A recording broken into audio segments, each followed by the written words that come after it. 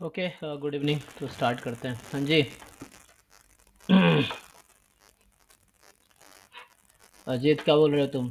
Sir, ये probability chapter में कोई इम्प्रूवमेंट नहीं हुआ है। पहले जितना क्वेश्चन बनता था अभी उतना ही बन रहा है पीवाईक्यू में। ओके, कोई बात नहीं, इम्प्रूवमेंट अब होगा ना।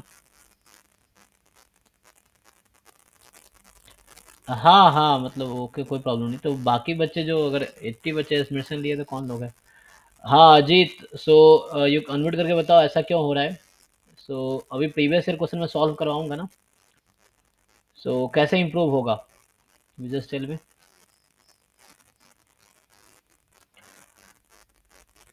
तुम्हें सीखने पड़ेंगे कहाँ प्रॉब्लम है ना। You just need to inform me that where is the problem. ऐसे तुम्हारा पॉइंट सही है, अगर तुमने कहा तुमसे नहीं बन रहा है तो there is something problem. So problem कहाँ पे है? या तो हमने प्रीवियस से तो हमने किया ही नहीं, हम तो बस थ्योरी पढ़ा रहे थे। थ्योरी वही था जो तुम पहले से भी जानते हो शायद, है ना। अब तुम उसको अप्लाई नहीं कर पा रहे हो तो ये हमारा काम है सिखाना। हम सिखाएंगे, फिर भी अप्लाई नहीं कर पाओगे, तुम्हें और प्रैक्टिस की जरूरत है ना।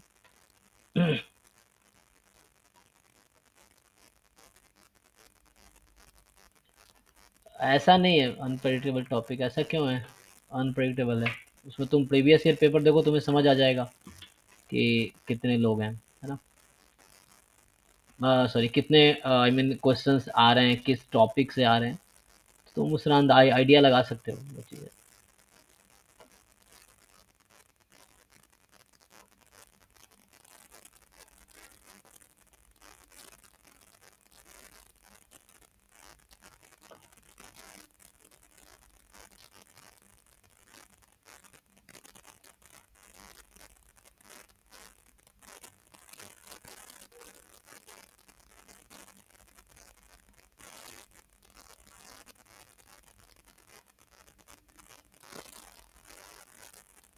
तो लास्ट क्लास में यहाँ तक किए थे, चलो इसी में कंटिन्यू कर लेता हूँ।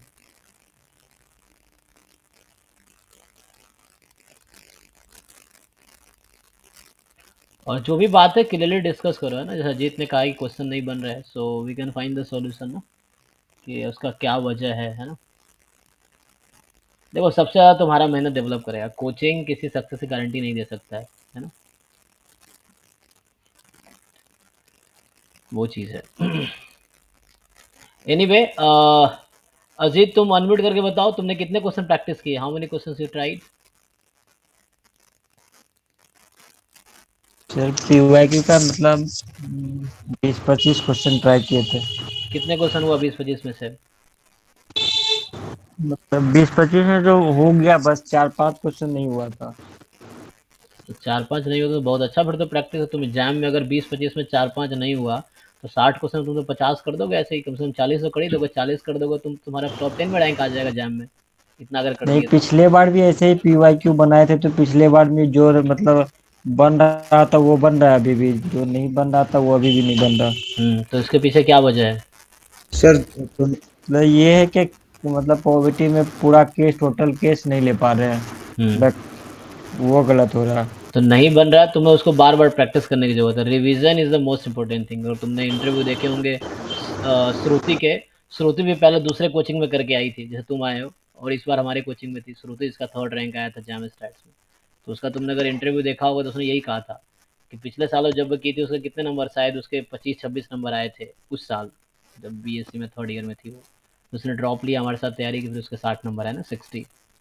तो जब घर पे करते हैं तो घर पे तुम कैसे देख देख कर लेते हो, एक दो बार तुम करते हो, तुम्हें लगता है चलो आ गया, फिर एग्जाम में जाते हो नहीं होता है।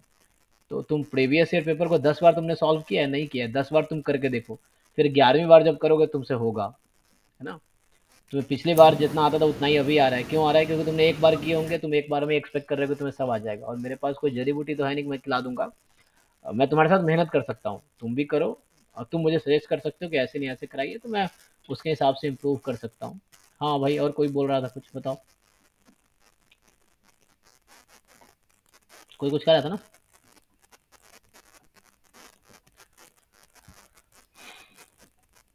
कुछ बताना है किसी को और कुछ, मतलब सिलेबस से रिलेटेड, क्वेश्चन से रिलेटेड, ऐसा कुछ तुम्हें लग रहा हो तो। तुम्हारा जो भी क्वेश्चन नहीं हुआ अभी तुम पूछना, अभी मैं डाउट कराऊंगा। अभी पहले मैं बेस थ्योरम एंड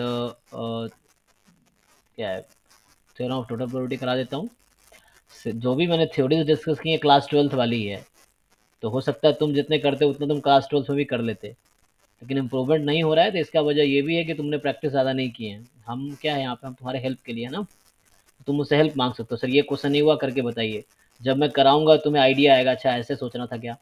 फिर नेक्स्ट क्वेश्चन जब ले रहे हो तुम वैसे सॉल्व करके देखो, है ना। क्योंकि ऐसा नहीं है ना तुमने कोचिंग ज्वाइन कर ली और तुम ये एक्सपेक्ट कर रहे हो अच्छा मेरा फर्स्ट रैंक आएगा कोचिंग ज्वाइन करने से, नहीं। तुम पढ़ोगे तो फर्स्ट रैंक भी आएगा। तो ये तुम पे प्योरली बेस्ड है, हम तुम्हारा सिर्फ हेल्प कर सकते हैं। हमारे पास 80 बच्चे हैं, और अगली बार तुम देखोगे 80 में से 50-60 होंगे जो टॉप 500 में होंगे, ऑब्वियसली होंगे, क्योंकि इतने बच्चे एग्जाम में बैठते नहीं है।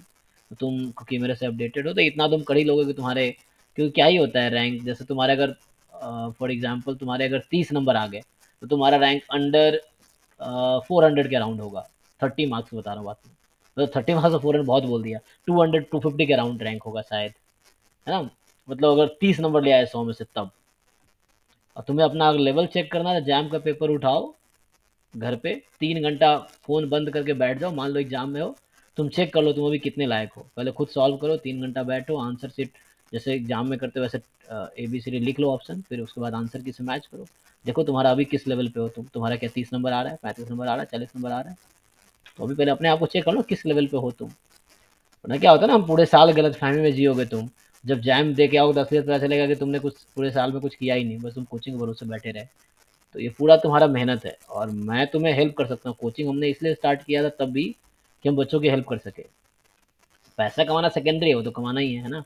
हम पहले भी कमा रहे थे, हम दूसरे कोचिंग में पढ़ा के भी कमा रहे थे ना, जब हम डिप्स में या कैरियर एंडेवर दिल्ली में हम कई सारी कोचिंग में पढ़ाए हैं, तब साथ साथ साथ में पढ़ा, मतलब पिछले 10 साल से मैं कोचिंग फील्ड में हूँ। तो हम लोगों ने जैम JEE में बहुत पैसा है, तुम्हें भी पता होगा, हम जैम फील्ड में क्यों आए हैं, क्योंकि बच्चों की हम हेल्प कर सके, बच्चों का लेवल बढ़ा सके, है ना, ताकि तुम आगे जाके सस्टेन कर सको, या मेनली गांव से बच्चे पहुंच सके IITs में, ये हमारा पर्पज़ था। तो ये है, बाकी तुम जैसे भी कहोगे मैं हेल्प कर सकता हूँ। ओके, सो बाकी जो भी क्वेश्चन तुम्हारा नहीं हुआ है यू आस्क में, मैं सॉल्व करूंगा, फिर तुम्हें आइडिया मिलेगा, फिर उसको क्लास के बाद तुम दोबारा सॉल्व करो और देखो कि क्या प्रॉब्लम है, क्यों नहीं हो रहा है, नहीं समझ आ रहा दोबारा पूछो, कोई दिक्कत नहीं है। ठीक है। सर बोलो। सर ऐसे अभी प्रोबेबिलिटी हो रही तो ऐसे रैंडम वेरिएबल कब से शुरू करिएगा? उससे पहले क्योंकि क्वेश्चंस कर लेते प्रोबेबिलिटी के। रैंडम वेरिएबल क्लास कंटिन्यूटी रहेगी, तुम्हें टाइम जितना बहुत ज़्यादा नहीं मिलेगा, इसलिए साथ साथ करते रहो। मान लो तुम्हें टॉपिक नहीं पढ़ा है फिर भी ट्राई करो, छोड़ दो नहीं हो रहा है तो उसको तुम डाउट में लिख के रख लो, जब डाउट होंगी तो तुम पूछो। ये है कि डाउट छोड़ना मत, ये नहीं आज नहीं पूछ पाए तो कभी नहीं पूछे, उसको लिखो आज नहीं मौका मिला कल परसों, जब भी मौका मिल रहा है तब पूछो। तो रैंडम वेरिएबल स्टार्ट होगा आज, तो ये थ्योरी खत्म हो जाएगी बेसिक प्रोबेबिलिटी वाली, और उसके बाद 1-2 क्लास में डाउट लूंगा, जब तक डाउट तुम लोगों का रहेगा इस टॉपिक से डाउट चलता रहेगा, जब डाउट खत्म हो जाएगा तो फिर रैंडम वेरिएबल स्टार्ट होगा। ओके। तो प्रॉब्लम देखो, जितना प्रॉब्लम प्रैक्टिस करोगे उतना तुम्हारा फायदा है, और जितनी बार रिवीजन करोगे उतना फायदा है। रिवीजन बहुत इंपॉर्टेंट है। तुम्हें मतलब, मैं भी स्टूडेंट हूँ, मुझे भी पता, हमें लगता है ना कि हम 2 बार पढ़ लिए 1 बार पढ़ लिए बस हो जाएगा, ऐसा कुछ नहीं है। तुमको 10 बार तुम एक ही किताब को पढ़ के दो, जब 11वीं बार पढ़ोगे ना तभी तुम ऐसा लगेगा कि 10 बार में तुमने पढ़ा था वो बहुत सारी चीज़ें ऐसी तो तुम्हें समझ नहीं आई थी पहले 10 बार में, वो 11वीं बार में समझ आ रही है। तो चीज़ें ऐसी होती हैं, तो उस लेवल तक तुम्हें पहुँचना है ना।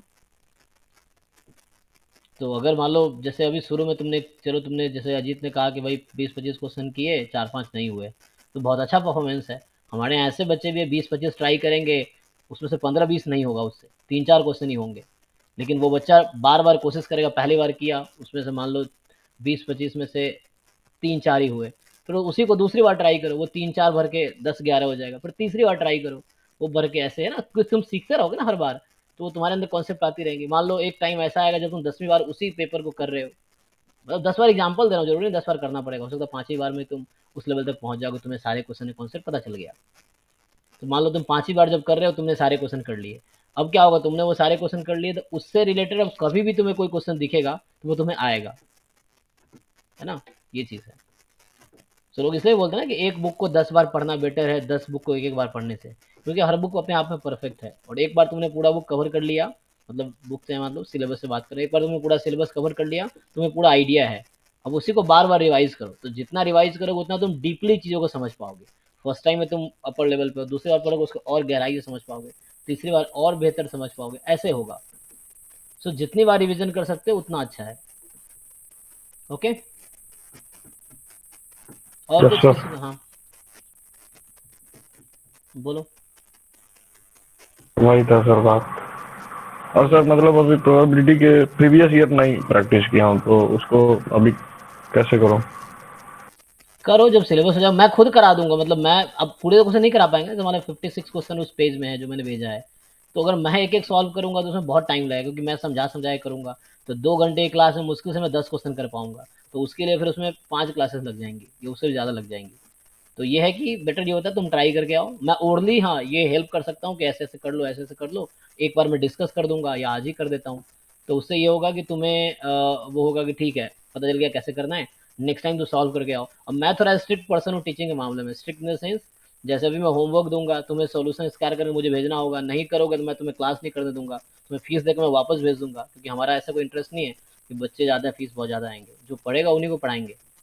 क्योंकि जो बच्चे नहीं पढ़ेंगे वो बाद में नाम ही खराब करना है मेरा, कि हमने यहाँ पढ़ा हमारा सिलेक्शन नहीं हुआ। अब वो ये थोड़ी बोलते हमने नहीं पढ़ा, उनको तो लगता है हम ज्वाइन किए, कोचिंग वालों ने पढ़ाया नहीं। क्योंकि लोग ऐसा लगता है ना, उन्होंने पैसा दिया तो हमें ठेकेदारी ले ली, हमने रिस्पॉन्सिबिलिटी नहीं, तुम्हारा फर्स्ट रैंक ही दिलवाएंगे हम। ऐसा तो हमने नहीं कहा। हम तुम्हें तैयारी करवाएंगे। अब तुम उस लेवल पे कर पा रहे हो मेरे साथ, तो तुम्हारा भी रैंक आएगा। लास्ट टाइम 3rd रैंक आया हमारे कोचिंग से, आया ना? तो तुम्हारा भी हो सकता है तुम्हारा फर्स्ट रैंक आए। तुम उससे ज़्यादा मेहनत करके देखो, तुम्हारा भी आ सकता है, फर्स्ट रैंक आ सकता है। अब बाकी पिछले साल हमारे पास कितने थे शुरू में? कम बच्चे थे, 20-25 से। बाद में एंड सेशन तक 65 के अराउंड बच्चे हो गए थे, टोटल मिलाकर टेस्ट सीरीज इंक्लूड करके। तो उसमें हमारा तुमने रैंक देखा, 3rd था, 7 था, है ना, 13 था, 24 था, इंक्लूडिंग टेस्ट सीरीज। सो ऐसा ये वो बच्चे जिन्होंने खुद मेहनत किया। हम ये नहीं कहेंगे हमने पढ़ा दिया उनका रैंक आ गया, ऐसा नहीं है। उन बच्चों में भी पहले से क्वालिटी थी, और नहीं थी तो उन्होंने मेहनत करके उस लेवल पे पहुंचे हैं, तब उनका रैंक आया है। तुम कंपटीशन में हो ना, तो तुम मेहनत नहीं कर रहे हो तो कोई और, तुम कहीं और बैठ के किसी और शहर में मेहनत कर रहा है ना, तुम अपने शहर सर में नहीं कर रहे हो। हाँ सर जैसे अभी कॉलेजेस का सीन चल रहा है, एग्जाम्स का और प्रैक्टिकल्स का, तो अगर हम लोग अभी टॉपिक्स पढ़ के अगर जून में सारे प्रीवियस ईयर्स और असाइनमेंट सॉल्व करें तो क्या वो सही रहेगा? सही रहेगा, लेकिन दिक्कत ये होगा जून में मैं कोई और टॉपिक पढ़ा रहा हूँ, तो मेरा होमवर्क इतना एक्सेस होगा कि तुम पीछे वाला कर ही नहीं पाओगे। जैसे क्या है ना, ऐसा अगर है तो तुम बोल सकते हो, हम कुछ दिन का ब्रेक दे सकते हैं, कोई दिक्कत नहीं है। जैसे तुम्हें एग्जाम चल रहा है तो हम 1 सप्ताह 2 सप्ताह का ब्रेक दे सकते हैं। तुम एग्जाम का अच्छे से तैयारी कर लो अपने बीएससी का। उसके जब तक बाकी बच्चों को टाइम मिल जाएगा रिवीजन करने का या प्रीवियस ईयर करने का, जिनका बीएससी का एग्जाम बीएससी करो। लेकिन थोड़ा थोड़ा टाइम निकाल के साथ चलो, अच्छा रहेगा। क्योंकि ऐसा कभी नहीं होगा कि तुम्हें होमवर्क नहीं होगा। जब मैं आज जून में डाल रहा हूँ, जून में अगर मैं हो सकता है रैंडम वेरिएबल पढ़ा रहा हूँ, या आगे और चल रहा है ज्वाइंट डिस्ट्रीब्यूशन, तो उसका होमवर्क ऑलरेडी रहेगा और पीछे वाला तुम्हारा ऑलरेडी रहेगा। तो बेटर है साथ साथ चलो, थोड़ा सा टाइम 1-2 घंटे फिक्स कर लो कि जैम को देंगे, है ना। 1-2 घंटे दिन का डिसाइड कर लो कि 1-2 घंटे हम जैम का प्रीवियस ईयर ही करेंगे या जैम का ही पढ़ेंगे। 24 घंटे में थोड़ा इस तरह से डिसाइड कर लो, तो बेटर रहेगा साथ साथ चलोगे तो।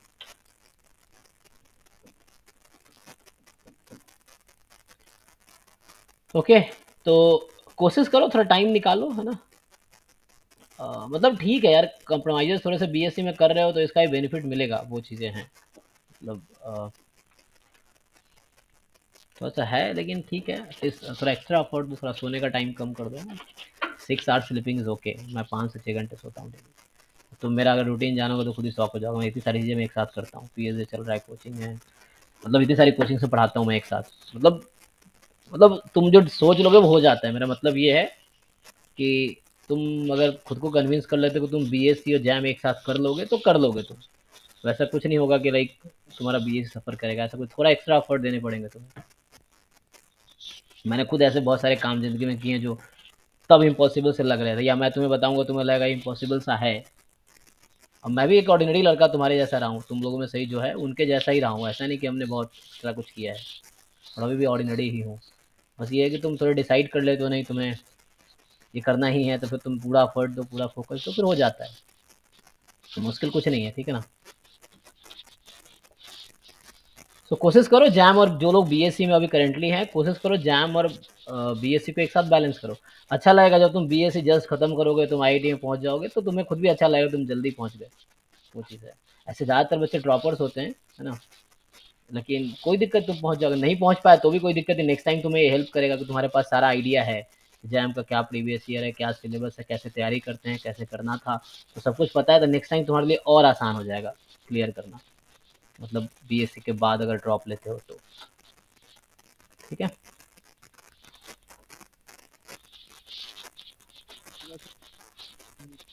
जानते तो होंगे ना इसमें। कोई कुछ बोल रहा है। सर फर्स्ट सिस्टम में भी तो निकलता ही होगा ना लोगों का, हाँ या बहुत कम लोग, होता नहीं नहीं बहुत लोग का निकलता, मैं नहीं कह रहा हूँ सबका, मतलब ड्रॉपर्स भी होते हैं और ऐसा कोई फिक्स नहीं है ना, जैम वालों ने फिक्स नहीं कर रखा है इतने ड्रॉपर्स लेंगे इतने बीएस वाले। मैं बता रहा हूँ कि फर्स्ट टाइम निकाल के बहुत लोग जाते हैं और बहुत लोग ऐसे भी हैं जो ड्रॉप करके भी आते हैं। जरूरी नहीं कि सब लोग ड्रॉपर्स ही हैं, सब लोग फर्स्ट टाइम वाले ही हैं। जिन्होंने जैसा ऐसा स्टैटिस्टिक्स फिक्स भी नहीं है ना कि इतने लोग इस साल ऐसे आएंगे, ऐसा तो फिक्स है नहीं। वो डिपेंड करता है, तुम अच्छा मेहनत कर रहे हो तो तुम पहले पहुंचोगे। वो तो मेन पेपर पे है ना, कोई फर्क नहीं पड़ता कौन कितने साल ड्रॉप किया है, इससे कोई फर्क नहीं पड़ेगा। तुम बीएससी के बाद भी तुमने अगर जैम पे ज़्यादा टाइम दिया है, तुम उस लेवल पे हो, तुम जैम के पेपर कर पा रहे हो, तुम्हारा ऑब्वियसली सिलेक्शन होगा। तुम्हें क्या करना, अभी तुम लोग कोचिंग क्यों ज्वाइन किए हो, कोई बच्चा कोचिंग क्यों ज्वाइन किया है कि उसका एक जैम के लेवल तक तुम पहुंच सको ना, क्योंकि बीएससी में क्या है, थ्योरेटिकल चीज़ें हैं, जैम में एप्लीकेशन हैं, उसके क्वेश्चन हैं, तो तुमने ज्वाइन इसलिए किया कि तुम जैम के लेवल तक जा सको। तो हमारे साथ अगर मेहनत करोगे तो ऑब्वियसली पहुंच जाओगे, वो चीज़ है। और अभी तो मैंने क्वेश्चंस कराया ही नहीं, जैसे अजीत कह रहा है, तो क्वेश्चन हमने कराया ही नहीं अभी। अभी तो मैं थ्योरीज पढ़ा रहा हूँ, जैम को प्रीवियस ईयर तो कराया ही नहीं। और थ्योरीज वो हैं जो तुमने पहले भी पढ़े होंगे या किताब में भी है। अभी प्रॉब्लम प्रैक्टिस करूंगा, तुम्हें समझ आएगा, अच्छा इस क्वेश्चन में ऐसे सोचना था, इसमें ऐसे सोचना है। ये मैंने तुम्हें करा दिया, तुम खुद से घर पे करके देखो, एक बार, दो बार, तीन बार, जितनी बार खुद से, क्योंकि तुम जो खुद मेहनत कर रहे हो यही इंपॉर्टेंट है। मैं पढ़ा रहा हूँ बस थोड़ा सा ये कंट्रीब्यूट करेगा तुम्हें आगे बढ़ने में, लेकिन तुम जितना मेहनत कर रहे हो यही इंपॉर्टेंट है, तुम कितना टाइम दे रहे हो, कितना कर पा रहे हो। ओके, हम कंटेंट की तरफ बढ़ते हैं अब। चीज़ें समझने में प्रॉब्लम है, मैं दोबारा समझा दूंगा। जैसे मान लो जो मैं पढ़ा रहा हूँ, जो स्लाइड भेजता हूँ, तुम क्या करो क्लास के बाद उसको तुम देख देख के अपने नोटबुक में लिखो, और साथ साथ में समझो भी, बस सिर्फ लिखो ही नहीं, उसको देखो और मतलब देख देख के लिखो। जो समझ नहीं आ रहा पूछो, मैं दोबारा समझा दूंगा, ठीक है। क्वेश्चंस जो नहीं समझ आ रहा पूछो, मैं सॉल्व कराऊंगा दोबारा, है ना। बट तुम्हारी जिम्मेदारी है उसको अच्छे से समझना है, ताकि एग्जाम में उस तरह कुछ आए तो तुम्हें आता रहे। तुम ऐसा ना हो कि सर ने पढ़ाया नहीं या मुझे नहीं आता था, है ना। और तुम्हारे बैच में से कोई होगा जो फर्स्ट रैंक लाएगा, कोई थर्ड रैंक लाएगा, तो मतलब ऐसा फिक्स नहीं है ना, कुछ भी कोई कर सकता है, तो तुम में से ही कोई करेगा, ऐसा है। ओके, सो स्टार्ट करते हैं थ्योरम ऑफ टोटल प्रोबेबिलिटी, है ना।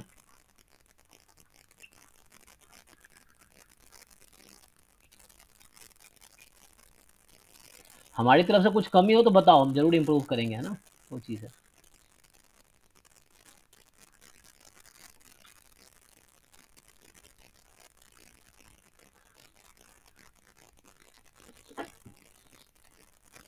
अभी इसके बाद डाउट करेंगे जिन लोगों ने प्रॉब्लम प्रैक्टिस किए हैं, चाहे वो प्रीवियस ईयर से हो या गुप्ता कपूर वाली बुक से हो या असाइनमेंट से हो, तो तुम बताओ, मैं सॉल्व करूंगा, ठीक है।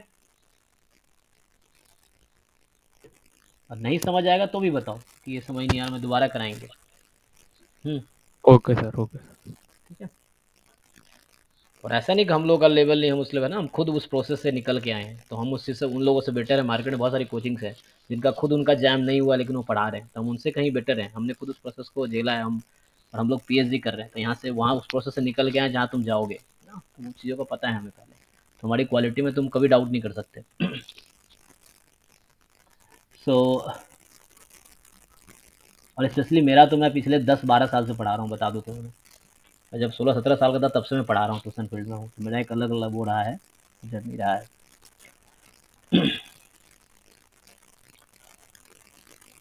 तो हमारा तो ऐसी स्टोरी, हमारा जो स्टूडेंट कभी रहा है वो हमारे साथ पीएचडी कर रहा है, ऐसा भी है।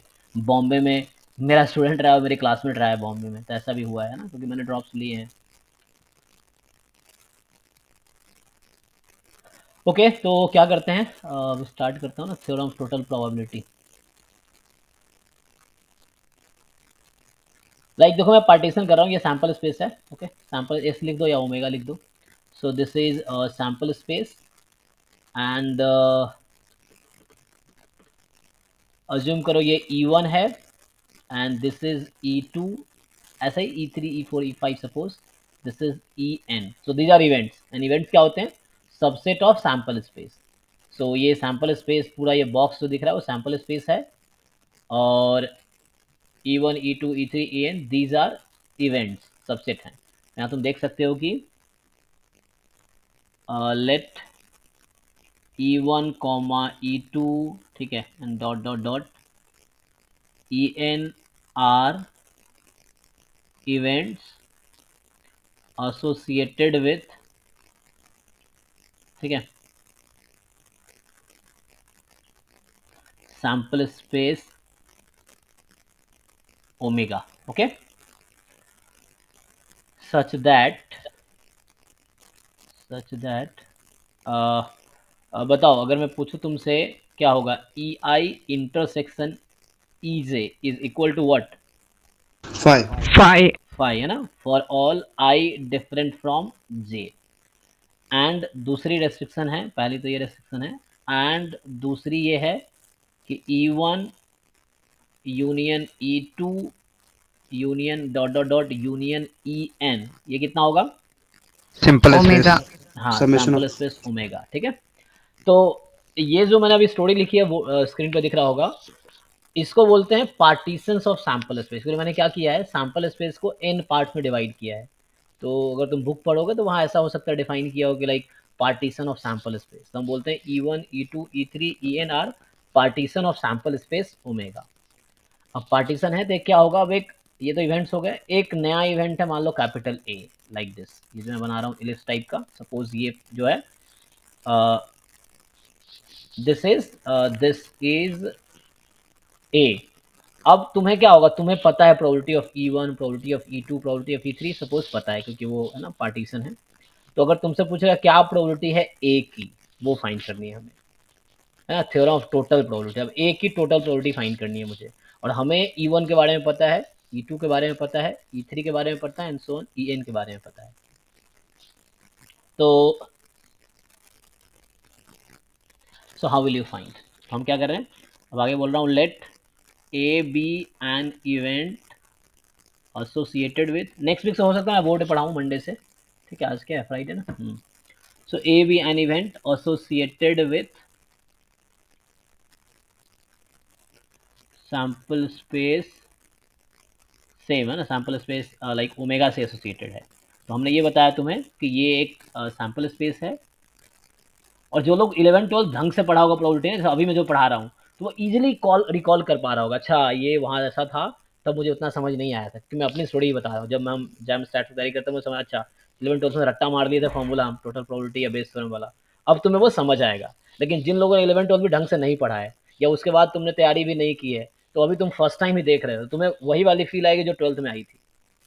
तो रिवीजन इसलिए इंपॉर्टेंट है, क्योंकि जब तुम 5वीं बार चीज़ों को देख रहे हो ना, तो पिछले 4 बार जो पढ़ा है वो चीज़ें तुम्हें याद आती है, अच्छा ये ऐसा था, तो फिर वो तुम्हें बेटर समझ आती है। इसलिए रिवीजन जरूरी है और टाइम देना जरूरी है ना। जो फर्स्ट टाइम देख रहे हैं तो उनके लिए वही फीलिंग आएगी जो 12th में तुम्हें फीलिंग आई थी, अरे बहुत मुश्किल है, वो नहीं होगा।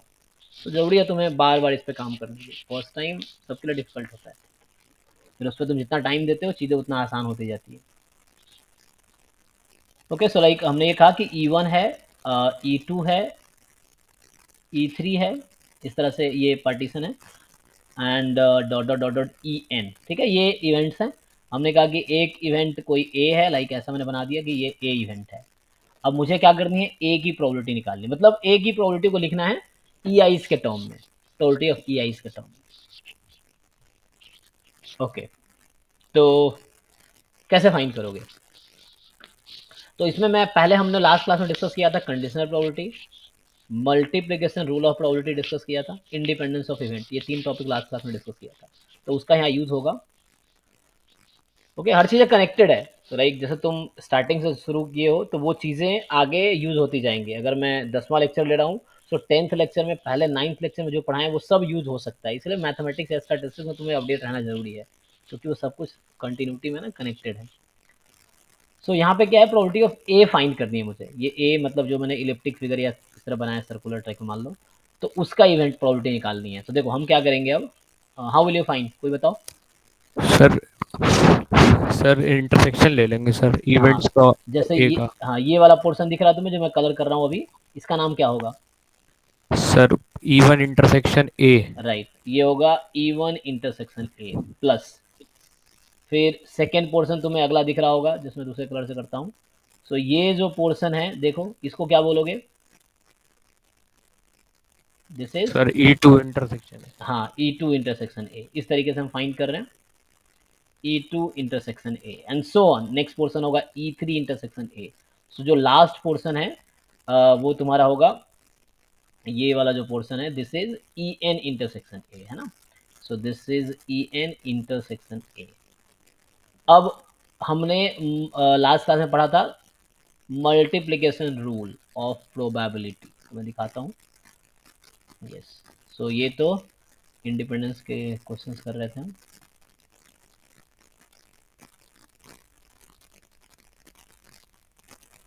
सीखने का तरीका क्या है, तुम क्वेश्चन प्रैक्टिस करो, नहीं हो रहा है मुझसे पूछो, फिर अगली बार खुद से करके देखो, हो रहा है तो मतलब तुम्हें समझ आ गया है ना। वो चीज़ है, फिर उससे रिलेटेड सारे क्वेश्चन हो जाने चाहिए, एटलीस्ट वो क्वेश्चन आए तो होना ही चाहिए।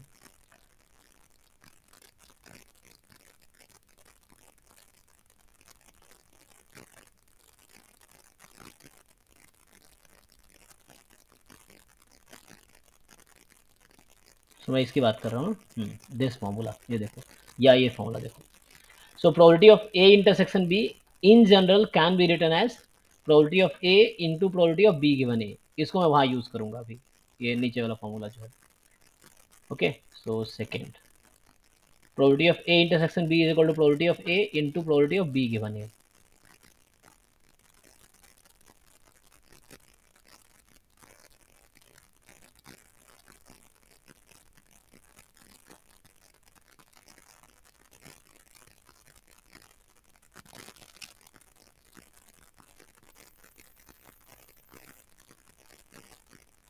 ओके देखो, अब जो फॉर्मूला मैं बता रहा था तुम्हें, मल्टीप्लिकेशन रूल ऑफ प्रोबेबिलिटी, उसको यूज करता हूँ। तो इसको मैं लिख सकता हूँ, क्या लिखूंगा तो बताओ, फर्स्ट टर्म को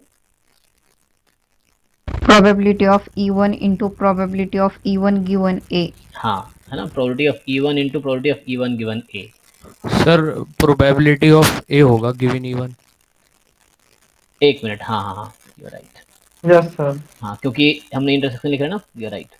तो ए गिवन E1, ठीक है, क्योंकि ए इंटरसेक्शन बी टाइप का है ना, तो पहले ए का फिर B given A, fine. So probability of E1 into probability of A given E1, ठीक है, कोई बात। Probability of E2 into probability of A given E2, ठीक है।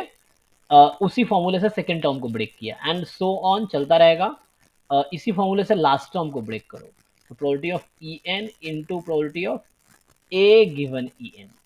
ओके, तो इसी फॉर्मूले का नाम है टोटल प्रोबेबिलिटी, जिसको मैं अगर शॉर्ट में लिखूं अगले स्टेप में, सो लाइक तुम ऐसा लिख सकते हो, probability of A is equal to, इसी को इतना लिखने के बजाय समेशन में लिख दो, probability of EI into probability of A given EI।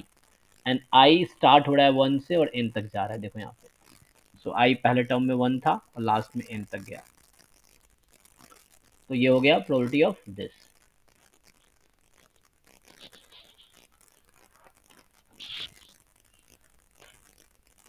Okay, तो ये हमारा इस फॉर्मूले का नाम है, this formula is theorem of total probability.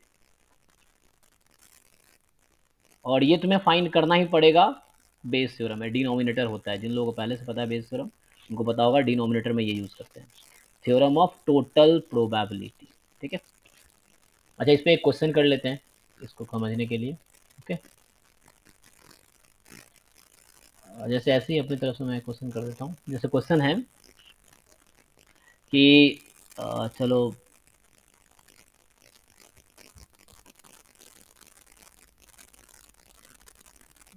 चलो बैक वाला ही कर लेते हैं।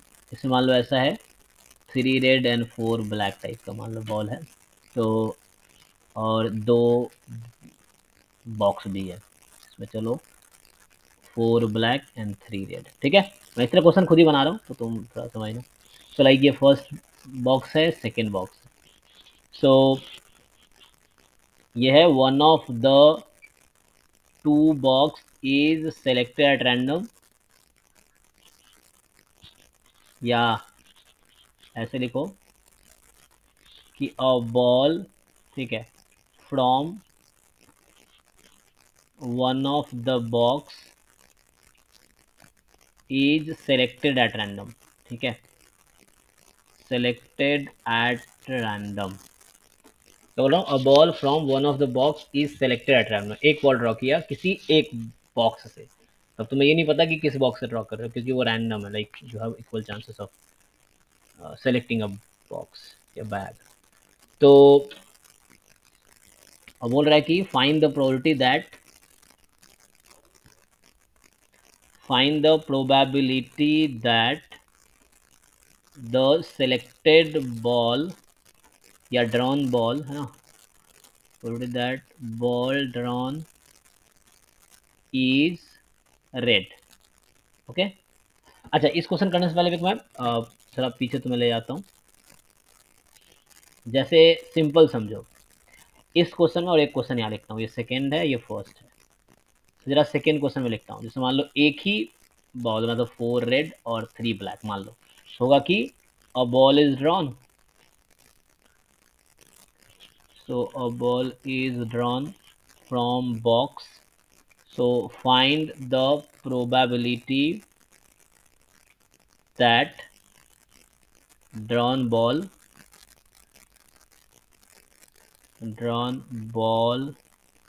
is red। ओके, तो बताओ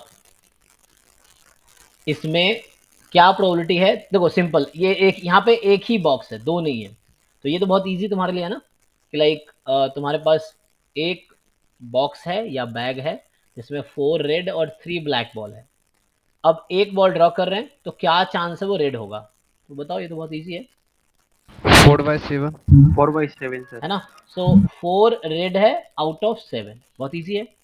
अब पिछले क्वेश्चन में क्या डिफरेंस हुआ है, सिमिलर क्वेश्चन ये, यहाँ पे नंबर ऑफ बॉक्स बढ़ गया ना, नंबर ऑफ बैग बढ़ गया।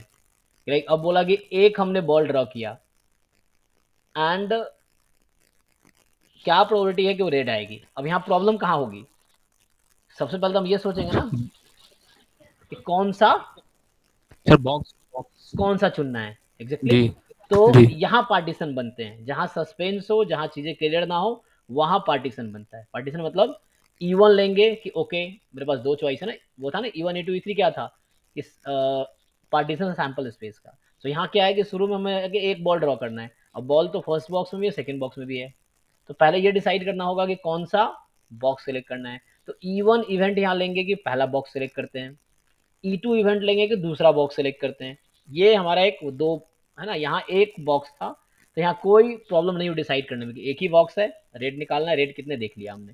लेकिन यहाँ पहले ये डिसाइड करना पड़ता है कि कौन सा बॉक्स लेना है, फिर देखेंगे कि रेड के क्या चांस है। तो अब ये सोचते ओके अगर मैं फर्स्ट, सर इसमें दोनों बैग तो सेम ही है, बॉल और रेड बॉल और ब्लैक बॉल अच्छा की वैसा साइज कर है। दिया हमने, थोड़ा चेंज कर देता हाँ। हूँ मैंने, वो मेरा इंटेंशन था इसको रेड और इसको ब्लैक करने का, 4 रेड 3 ब्लैक, ठीक है। अब क्लियर चेंज कर दिया ना, ठीक है, थोड़ा ताकि डिफरेंस समझ आए, ऐसे कोई दिक्कत नहीं। लेकिन हाँ पहले तो हमें देखना पड़ेगा ना कि कौन सा यहाँ पे बॉक्स सेलेक्ट करना है मुझे। तो बॉक्स से अब पहला होगा कि अगर मैं फर्स्ट बॉक्स सेलेक्ट करता हूँ तो क्या चांस है रेड आने की, और अगर मैं सेकेंड बॉक्स सेलेक्ट करता हूँ तो क्या चांस है रेड आने की। वही चीज़ यहाँ भी बता रहा था, यहाँ देखोगे तो यही चीज़ है कि अगर E1 होती है तो क्या प्रोबेबिलिटी है इवेंट ए की, और अगर E2 होती है तो क्या प्रोबेबिलिटी है ए की, ऐसे चल रहा है। अगर EN होती है तो क्या प्रोबेबिलिटी है ए की, तो हम ए की प्रोबेबिलिटी फाइंड कर रहे हैं अलग अलग केसेस में, सेम चीज़ है। ओके, तो यहाँ भी ऐसे ही है। तो देखो अब इस क्वेश्चन को सॉल्व करोगे तो जिन लोगों को समझ आ रहा है वो ट्राई करके देखो, बताओ क्या आंसर आएगा। तो यहाँ E1, 1/2 आ रहा है सर। 1/2। ठीक है ना। तो ये सब 12th में किया होगा तुम लोगों ने कि लाइक हम बॉक्स 1 सेलेक्ट कर सकते हैं पहले, है ना। पहले तो ये डिसाइड करना पड़ता है क्या सेलेक्ट करोगे, इसमें हो सकता है बॉक्स 2 सेलेक्ट कर लेते हैं, दूसरा ऑप्शन है। फिर ए इवेंट वो होगा जिसकी प्रोबेबिलिटी अभी फाइंड करनी है मुझे, है ना, कि रेड बॉल ड्रॉ किया, रेड बॉल है ना ड्रॉ किया, इस तरह से। तो इसको मैं आगे लिख देता हूँ क्वेश्चन 1, यहाँ ये तो बहुत ईजी था इसका आंसर। तो क्वेश्चन 1 का सॉल्यूशन करते हैं। तो इसमें क्या है कि हमने कहा कि E1 पहले तुम्हें डिसाइड करना पड़ेगा कौन सा बॉक्स सेलेक्ट करना है। So like box 1 is selected, ये हो सकता है कि बॉक्स 1 सेलेक्ट करे, एंड E2 होगा box 2 is selected. Okay, A event होगा कि red ball is drawn. Okay, तो प्रोबेबिलिटी ऑफ ए,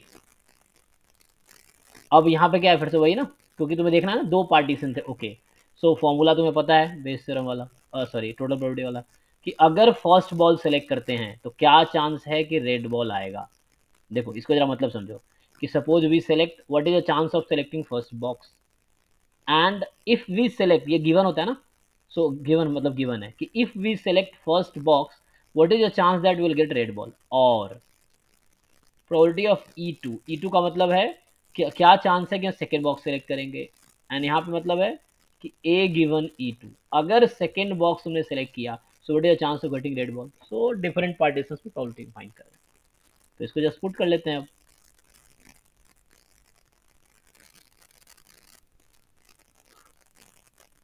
तो E1 की probability half and A given E1, so like अगर first ball select box select किया तो क्या चांस है कि रेड बॉल आएगा। तो मैं यहाँ बॉक्स फिर से लिख देता हूँ। तो फर्स्ट बॉक्स में मैंने यहाँ लिख देते हैं ना, फर्स्ट सेकेंड डिसाइड कर लेते हैं। फर्स्ट 4 रेड 3 ब्लैक, ठीक है। सो 4 रेड 3 ब्लैक, यहाँ था 4 ब्लैक 3 रेड, ओके, मतलब वो चेंज कर दिया था। ओके तो अब देखो हाफ है ना, मतलब क्या दो बॉक्स मैं इक्वल चांस मान रहा हूँ दोनों का, चले एक बॉक्स आइडेंटिकल बॉक्स एक चुनने का चांस हाफ है। अब A गिवन E1, तो है ना, अगर पहला बॉक्स सेलेक्ट करते हैं तो क्या चांस है कि रेड बॉल ड्रॉ करेंगे, तो रेड 4/7। तो जो लोग अपडेटेड हैं 11-12 वाली प्रोबेबिलिटी से उनको मुश्किल नहीं होगा, ये 12th क्लास में है, इसलिए है ना जब हम शुरू में कहा था बच्चों 11-12 की प्रोबेबिलिटी कर लो ताकि वो तुम्हें बेसिक क्लियर हो जाएंगे। एनसीईआरटी है ना, एनसीईआरटी का एग्जाम्पल सॉल्व कर लो, समझ आ जाएगा। एंड प्रोबेबिलिटी ऑफ E2, तो E2 मतलब सेकेंड बॉक्स को सेलेक्ट करने का क्या चांस है, तो हाफ। एंड अगर सेकेंड बॉक्स सेलेक्ट किया तो क्या प्रोबेबिलिटी है कि रेड बॉल ड्रॉ करेंगे। तो रेड बॉल कितने हैं इसमें, 3 है, कितने में से 7 में से, तो ये समझ आ गया होगा ना। तो कितना आ गया 7/14, 1/2। हाँ तो 1/2। तो इस तरह से, ठीक है। तो इस तरह क्वेश्चंस कर लोगे ना पार्टीशन। जैसे एक और लिखता हूँ तुम करना, तुम्हें अभी आइडिया लग जाएगा कहाँ यूज करना है। थर्ड क्वेश्चन कहाँ यूज करना टोटल प्रोबेबिलिटी। मान लो कि एक टीचर है, सो टीचर यूजेस, मान लो साइकिल, बाइक या बस, ट्रेन, 4 ऑप्शन है, to reach school with probability मान लो 0.3, 0.2, 0.4, 0.1, ठीक है। मतलब ये प्रोबेबिलिटीज हैं, मतलब साइकिल चूज करने की प्रोबेबिलिटी 0.3 है, बाइक चूज करने की प्रोबेबिलिटी 0.2 है, बस की 0.4 है, ट्रेन की 0.1 है, ये प्रोबेबिलिटी है। यहाँ लिख देते हैं रेस्पेक्टिवली, रेस्पेक्टिवली मतलब क्रमशः, है ना। तो लाइक सो अब ये है कि the chances of being late, ठीक है, इज, मान लो ऐसा है 0.8, 0.2, ठीक है, 0.3 एंड 0.9, ठीक है, इस तरह से है रेस्पेक्टिवली। सो रेस्पेक्टिवली मतलब हो गया उसी ऑर्डर में। सो साइकिल से जाएंगे तो लेट होने का चांस उनका है 0.8, अगर बाइक से जाते हैं लेट है 0.2, बस से जाने में लेट होने का चांस है 0.3, ट्रेन से जाने में लेट होने का चांस 0.9 रेस्पेक्टिवली। अब ये है, अब तुम्हें ये दे दिया कि इफ मतलब गिवन है टीचर,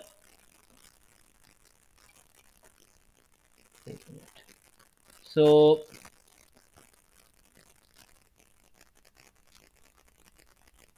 if teacher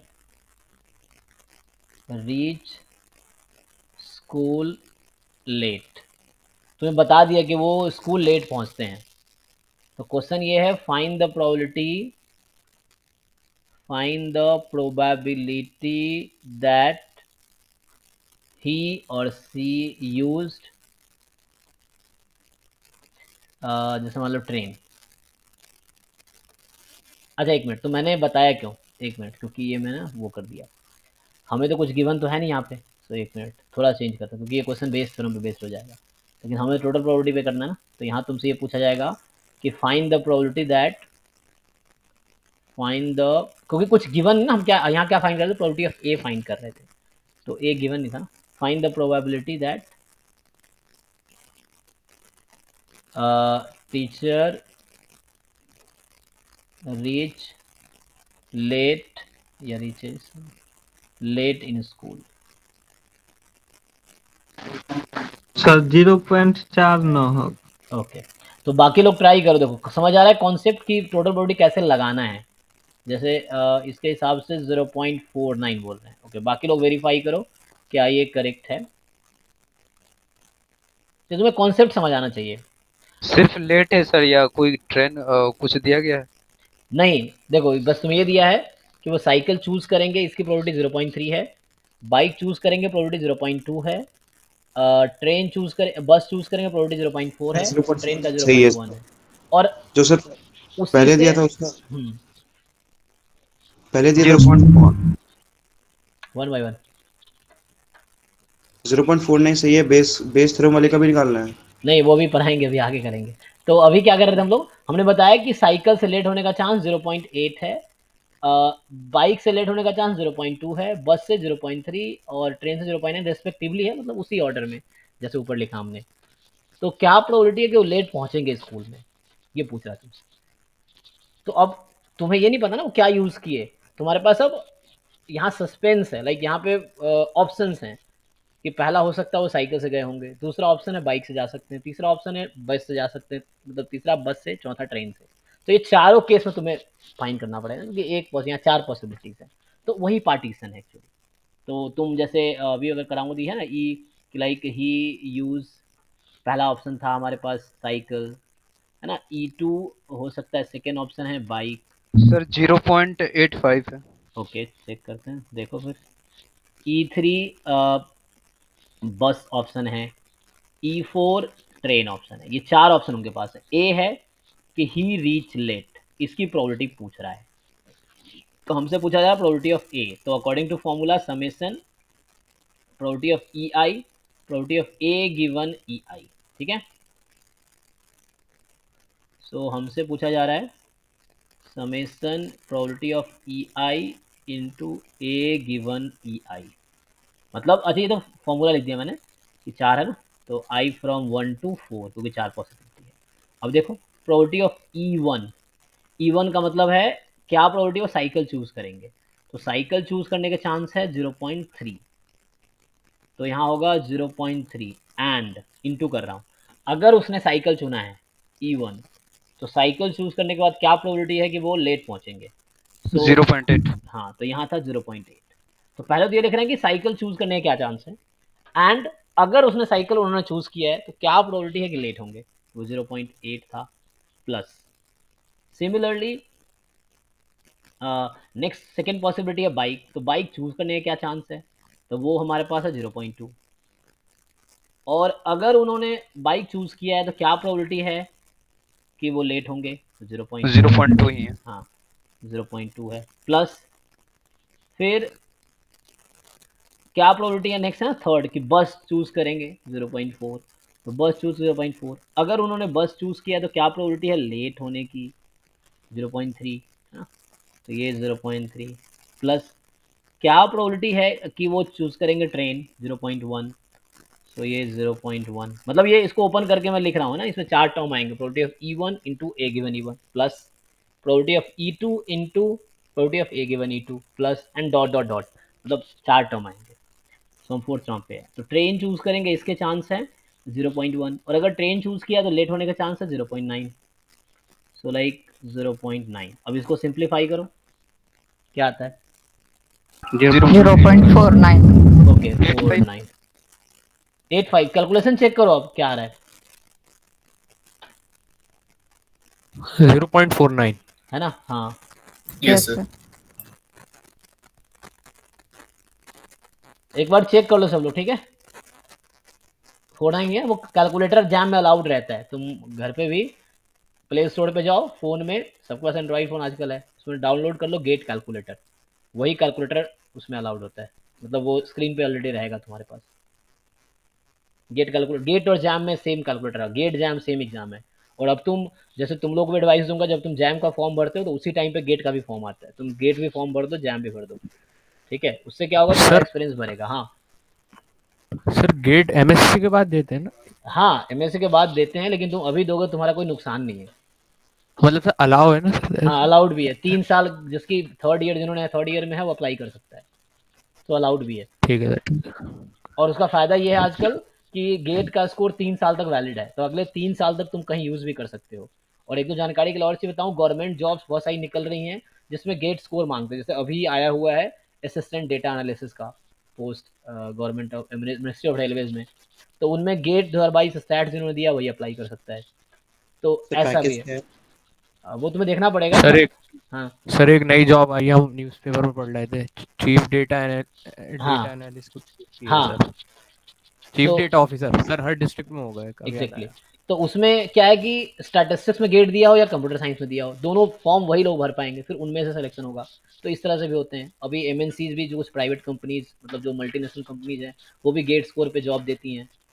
और एटलीस्ट कुछ भी नहीं होता है, तुम एग्जाम दो। गेट जैम का पैटर्न ऑलमोस्ट सेम है। गेट का सिलेबस थोड़ा ज़्यादा है क्योंकि गेट का लेवल एमएससी है, जैम का लेवल बीएससी है, लेकिन सिलेबस 80%, 60, 70, 80% कॉमन है। तुम सिलेबस मैच करोगे तो जैम वाला सारा सिलेबस वहाँ है, गेट में थोड़ा एक्स्ट्रा भी है, तो क्या ही फर्क पड़ता है, तुम उतना ही करो जितना। जैसे अभी श्रुति का एग्जाम्पल तुम लोगों को देखा होगा, थर्ड रैंक जैम में आया है स्टैट्स में, और 19 रैंक उसका गेट में आया है। तो उसने गेट की तैयारी नहीं की थी, उसने तैयारी जैम की ही की थी। बस जैम की जितनी तैयारी थी, और एग्जाम भी एक वीक के अंदर ही होता है। लाइक जैम का एग्जाम तुम्हारा 13 फरवरी को है, तो गेट का एग्जाम या तो अगले वीक होगा या उसके पिछले वीक होगा, मतलब सैटरडे संडे में ही होता है ना। तो ये तो पिछले सैटरडे गेट का होगा, अगले सैटरडे जैम का होगा, एक साथ नहीं होगा, क्योंकि वो लोग ऐसे रखते हैं कि एक साथ नहीं होगा।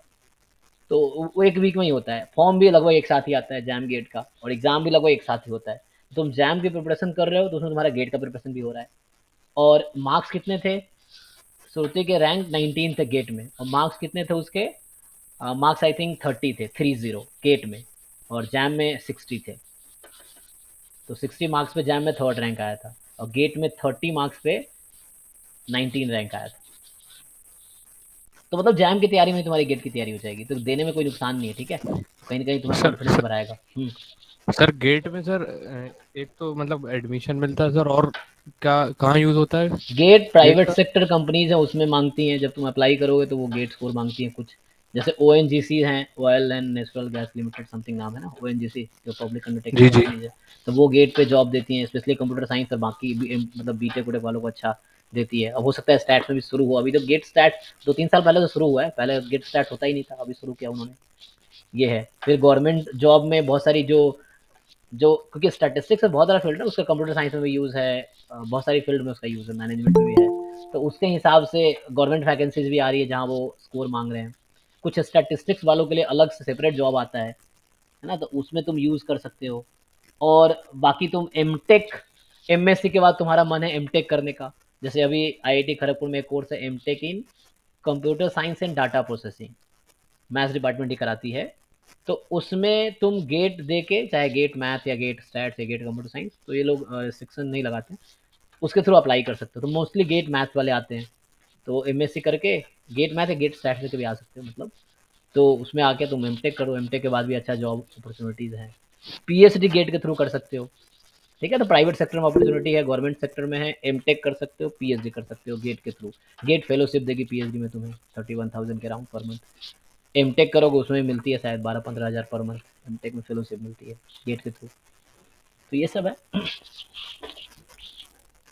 फायदे सर फायदे। हम्म। सर आईएएस या बीएससी के बाद दे सकते हैं क्या, एमएससी के बाद? आईएसएस की बात करो तुम शायद, yes sir. Indian statistical service. इसकी eligibility yes I sir. Think BSc stats है, मैं श्योर नहीं हूँ। सर इसका बैचलर्स की है। ग्रेजुएशन नहीं है सर। है ना, बीएससी स्टैट्स है या एमएससी स्टैट। जैसे जो लोग मैथ बैकग्राउंड से हैं तो उनका तो एलिजिबल नहीं है ना, क्योंकि तो उनके लिए फिर एमएससी करना पड़ता है। जो एमएससी स्टैट्स में वो भी एलिजिबल है, ये है शायद।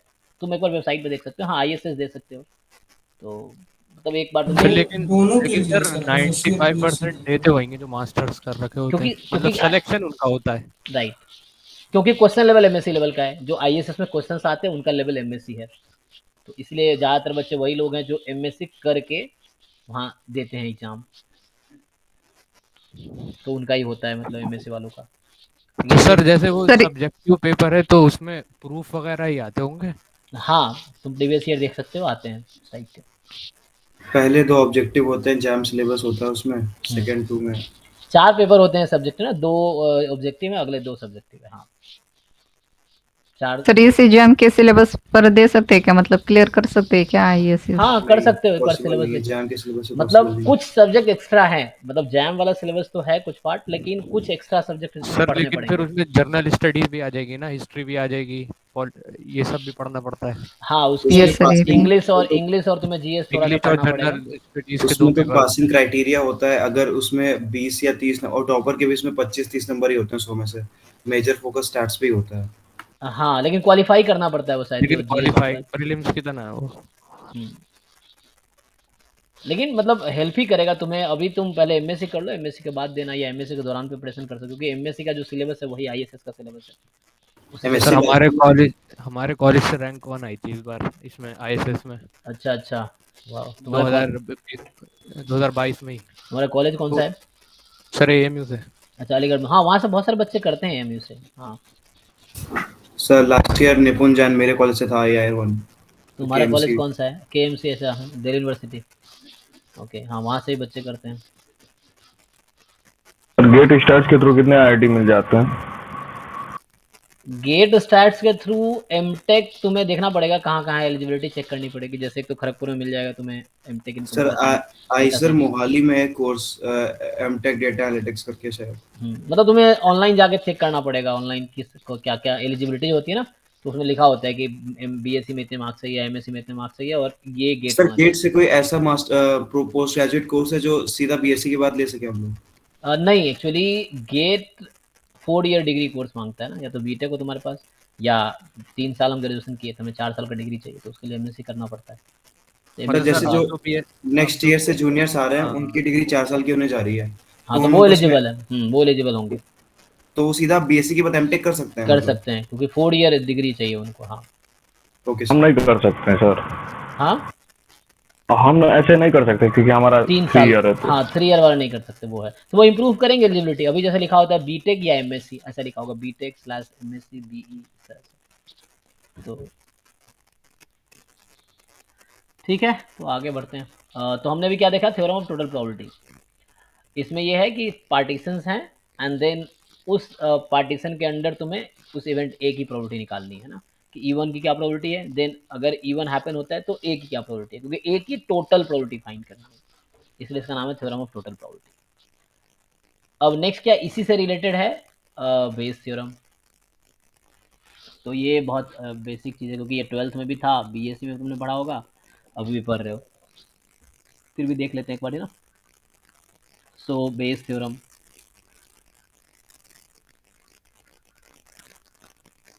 तो इसमें क्या है कि लाइक सेम स्टोरी है जो कि टोटल प्रोबेबिलिटी की स्टोरी थी, क्योंकि उसी का कंटिन्यूएशन है ये, इसका अगला पार्ट है कि E1 E2 इस तरह E3 these are partition of sample space.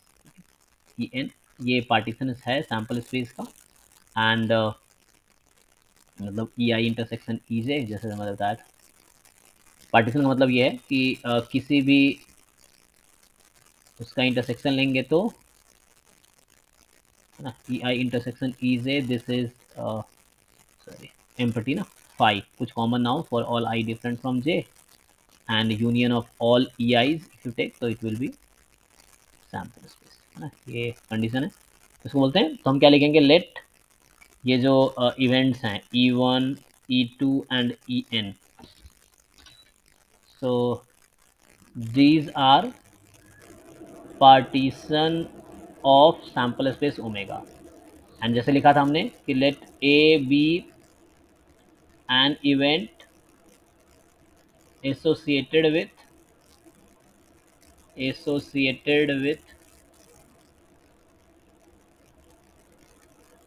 है ना, A B an event associated with same omega. Then अब तुमसे पीछे क्या था, प्रोबेबिलिटी ऑफ ए पूछ रहा था, अब ए नहीं पूछेगा। हमने कहा तुम्हारे पास एन नंबर ऑफ चॉइसेस हैं, है ना, E1 E2 E3 E4 इस तरह चॉइसेस आएंगी, तो ऐसा पूछ लेगा कि क्या प्रोबेबिलिटी है EIs का अगर ए हैपन हो रहा है। अब देखो जैसे इस टाइप का हो गया, मैं यहाँ ए बनाता हूँ फिर से, सो ए इस तरह से है, जैसे ये ए हो गया, तो अब पूछ रहा है कि ए अब हैपन हो रहा है, ये श्योर है। तो तुम्हें याद होगा ए गिवन बी में जब कंडीशनल प्रोबेबिलिटी कर रहे थे, be treated like sample space, तो यहाँ ए जो है वो will be treated like sample space. अब तुमसे पूछा जाएगा कि ई आई गिवन ए बताओ, जैसे बोल दिया E1 गिवन ए बताओ, तो मतलब इसकी प्रोबेबिलिटी पूछ रहा है, दिस अपॉन प्रोबेबिलिटी ऑफ ए। तुम लोग जानते हो ना कंडीशनल प्रोबेबिलिटी का फॉर्मूला, तो इसका क्या होगा, कंडीशनल प्रोबेबिलिटी के according E I intersection A upon probability of A. I की वैल्यू क्या हो सकती है, 1 2 3 एन तक कुछ भी हो सकती है।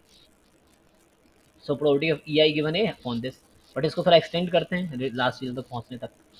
सो अगले स्टेप में क्या होगा, सो नेक्स्ट स्टेप होगा, तो हमें फाइंड करना है probability of E I. I fix नहीं किया मैंने, आप आई यहाँ 1 भी हो सकता है, 2 भी हो सकता है, 3 भी हो सकता है, इन तक कुछ भी पूछा जा सकता है। मैं जनरल फाइंड कर रहा हूँ फॉर्मूला, दिस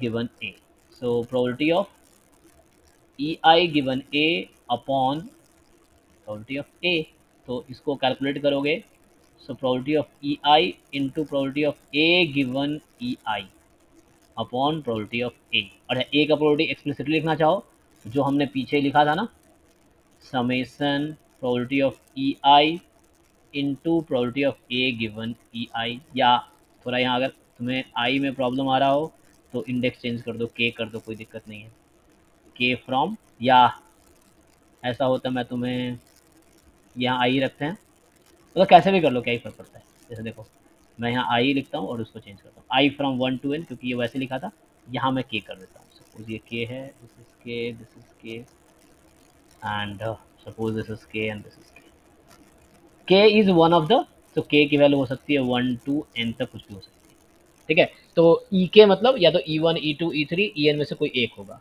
उसकी प्रोबेबिलिटी क्या है, गिवन ए। सो ई के इज इंडेक्स, के कोई नंबर है 1 से n के बीच का, कोई भी एक हो सकता है, तो ई के intersection A upon probability of A, and यहाँ आ गया ई के इंटरसेक्शन प्रोबेबिलिटी ऑफ ए, और इसको हमने ब्रेक किया है using multiplication rule of probability से, प्रोबेबिलिटी ऑफ ई के इंटू ए गिवन ई के एंड अपॉन ये ए की प्रोबेबिलिटी एक्सप्लिसिटली लिख दिया मैंने। So this is the formula, जिसको बोलते हैं बेस।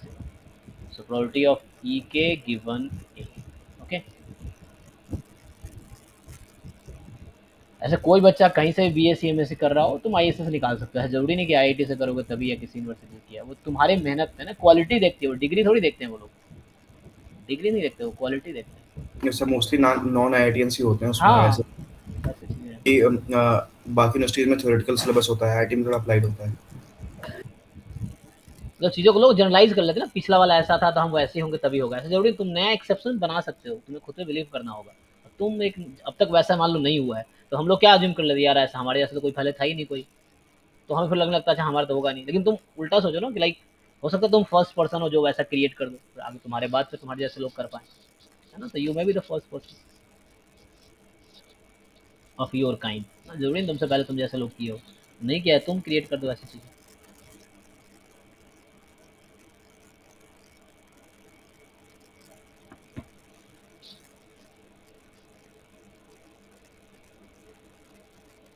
ओके तो इस पे क्वेश्चंस कैसे होंगे, जैसे हमने उसी क्वेश्चन से रिलेटेड लिख देता हूँ, जैसे हमने यहाँ लिखा था क्वेश्चन नंबर 1। तो इसमें क्या चेंज होगा, देखो हमारे पास 2 बॉक्सेस हैं, ओके। तो बोला 1 बॉल हम ड्रॉ कर रहे हैं उस बॉक्स में से, तो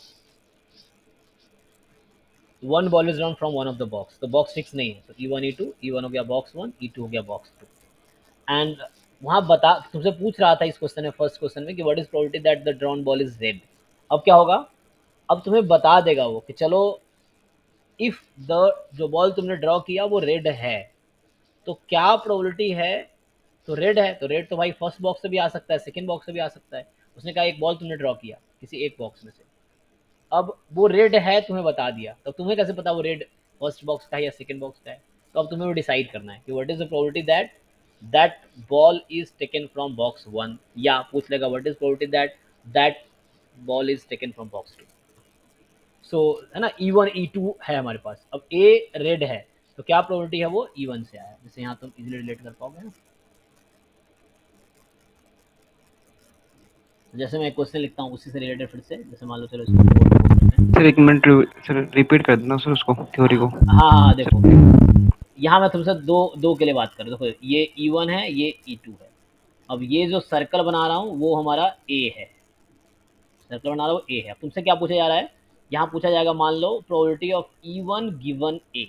मैं थ्योरी को वहाँ N के लिए बता रहा हूँ, 2 के लिए बता रहा हूँ, मैं क्वेश्चन अभी लिखूंगा, मैं बस थ्योरी बता रहा हूँ। तो इसका मतलब क्या होगा, probability of E1 intersection A, मैं फॉर्मूला डिराइव कर दे रहा हूँ अपॉन ए। अब यूजिंग कंडीशनल प्रोबेबिलिटी से जो मल्टीप्लिकेशन रूल ऑफ प्रोबेबिलिटी आया था उसके अकॉर्डिंग न्यूमरेटर को ब्रेक करोगे तो probability of E1 into A given E1 upon probability of A, ये फॉर्मूला है इसका बेस थ्योरम का। तो यहाँ क्या हो रहा है कि मैंने क्या, देखो तुम्हारे पास क्या पार्टीशन, अभी दो ऑप्शन है E1 या E2। तो जैसे अब थ्योरीज में क्या है कि तुम्हारे पास दो पार्टीशन है, ए कोई इवेंट है, ये जो मैंने अभी सर्कट एक बनाया ये ए है, तो ये वाला पार्ट है ना E1 के साथ कॉमन, दूसरा E2 के साथ कॉमन है। तो तुमसे क्या पूछा जा रहा है, क्या प्रोबेबिलिटी है E1 की अगर ए हैपन हुआ है, तो ए सैंपल स्पेस टाइप जैसा बिहेव करेगा, यहाँ पे कंडीशनल प्रोबेबिलिटी है ना, सो ए गिवन बी में बी सैंपल स्पेस जैसा ट्रीट करता है। सो क्या प्रोबेबिलिटी है इस वाले पोर्शन का अगर ए हैपन हुआ है, तो उसके लिए तुम्हें ये करना पड़ेगा। अच्छा थ्योरी अगर रिपीट करना, देखो थ्योरी में आ जाओ। हाँ, ये हम क्या बात कर रहे थे कि E1 E2 E3 EN these are partition of sample space. Partition का मतलब ये दो पॉइंट, ठीक है, कि किसी भी पोर्शन में कुछ कॉमन नहीं होगा और यूनियन सैंपल स्पेस। अब तुमसे पहले टोटल प्रोबेबिलिटी में पूछता है what is probability of A, ये जो सर्कुलर पोर्शन या इलिप्टिक पोर्शन है। अब तुमसे ये पूछ रहा है कि क्या प्रोबेबिलिटी है E1 की अगर ए हैपन हुआ है, तो ए गिवन है यहाँ पे बेस थ्योरम में, उस केस में प्रोबेबिलिटी निकालते हैं। जैसे मैं क्वेश्चन लिखता हूँ अभी, तो तुम रिलेट कर पाओगे शायद। देखो मैं क्वेश्चन नंबर 4 करके लिख रहा हूँ कि अ बॉल इज सेलेक्टेड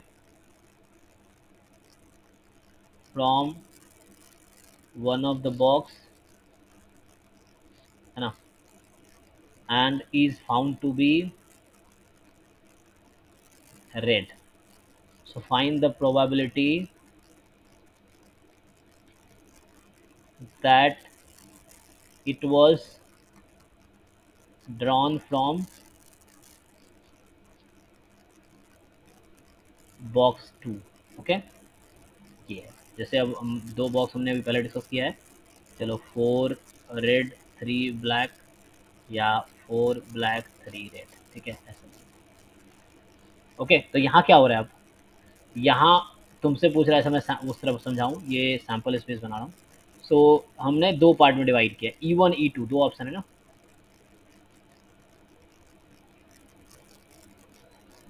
जैसे E1 ऑप्शन है कि हो सकता है ये बॉक्स 1 सेलेक्ट किया गया हो शुरू में, है ना, और E2 हो सकता है बॉक्स 2 सेलेक्ट किया गया हो।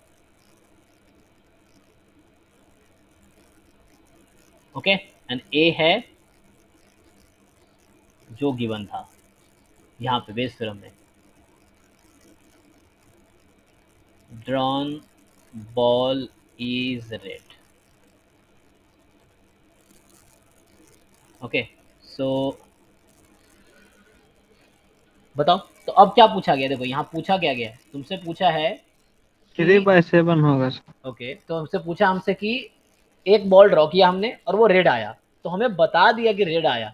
तो अब देखो तुम सिंपली सोचो ना, अच्छा रेड बॉल है, इसका मतलब या तो फर्स्ट बॉक्स से भी आ सकता है, सेकंड बॉक्स से, दो पॉसिबिलिटी है। तो वो E1 E2 है, जो पॉसिबिलिटीज है वो E1 E2 है, पार्टीशन। तो E1 बॉक्स 1 सेलेक्ट हुआ होगा, ये E2 बॉक्स 2 सेलेक्ट हुआ होगा। ए इवेंट लिया कि बॉल ड्रॉ गई और रेड है, तो क्या प्रोबेबिलिटी है, अच्छा बॉक्स 2 से पूछा ना, E2 गिवन ए, ये हमसे पूछा जा रहा है। तो ये फॉर्मूला लगा लेंगे, दिस इज द फॉर्मूला। जैसे ये E1 के लिए लिखा गया है, सेम चीज़ E2 के लिए लिखते तो उसके हिसाब से आ जाएगा, E2 गिवन ए इसके हिसाब से आ जाएगा, probability of E2 into probability of A given E2 upon probability of A, like this, है ना, मतलब उसके हिसाब से चेंज कर दो। तो ये फॉर्मूला है, यहाँ के को 2 रख देना है, E2 के लिए पूछ रहा है। जिन लोग अभी भी दिक्कत है, क्लास 12 का एनसीईआरटी करो, उसमें ये टॉपिक है, और ये जैम के हिसाब से इंपॉर्टेंट है क्योंकि अक्सर क्वेश्चंस इस टॉपिक से आते हैं जैम में। ओके, तो क्या आंसर बताया, 3/7। Yes sir. ओके, बाकी लोग अभी यही आ रहा है, सो लाइक 3/7।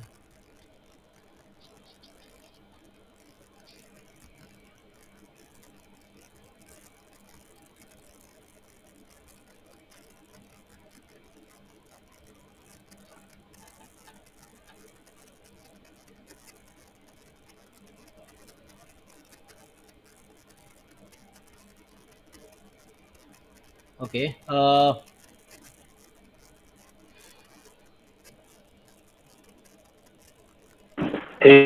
सेवन ही आ रहा है सर। ठीक है ना, तो ये सबको समझ आ रहा होगा। और जिनको अभी भी दिक्कत है पूछो मुझसे, या क्लास 12 का एनसीईआरटी एक बार कर लो, समझ आ जाएगा, मुश्किल नहीं है टॉपिक।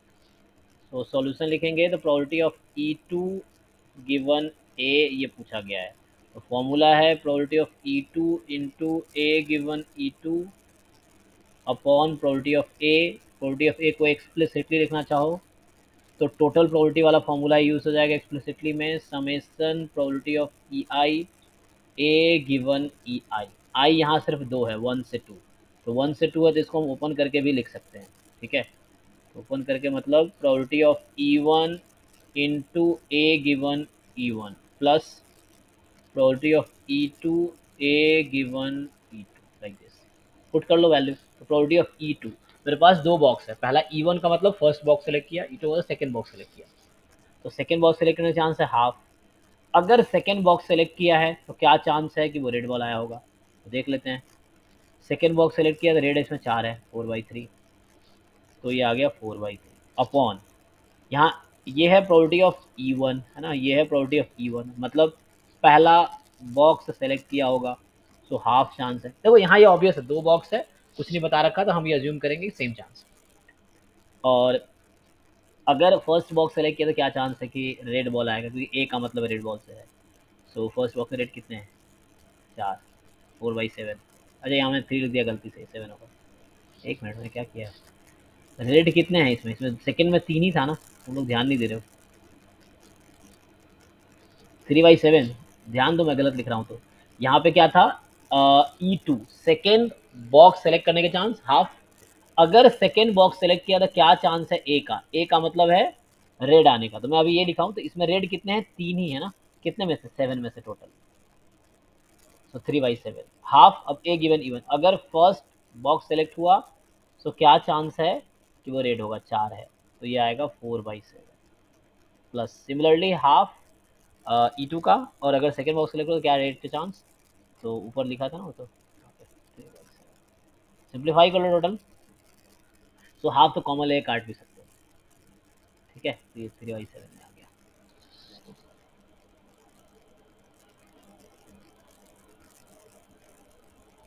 ओके, तो मतलब ये इस तरह क्वेश्चन कर लोगे, जैसे पिछला क्वेश्चन था, जिन लोगों को समझ नहीं आया उनके लिए, जो स्कूल वाला था, जो टीचर वाला था। किसी को डाउट है इसमें? No sir. नहीं ना? अभी किसी को लगता है एक और क्वेश्चन कराऊं इस पे, तो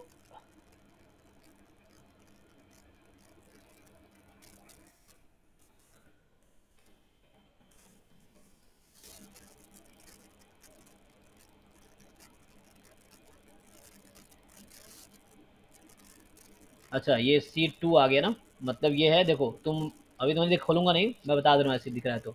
सीट मैट्रिक्स मतलब ये बता रहा होगा कितनी सीटें हैं और शायद किस रैंक पे हैं, ऐसा कुछ बता रहा होगा ये, बॉम्बे का। क्या बता रहा है इसमें,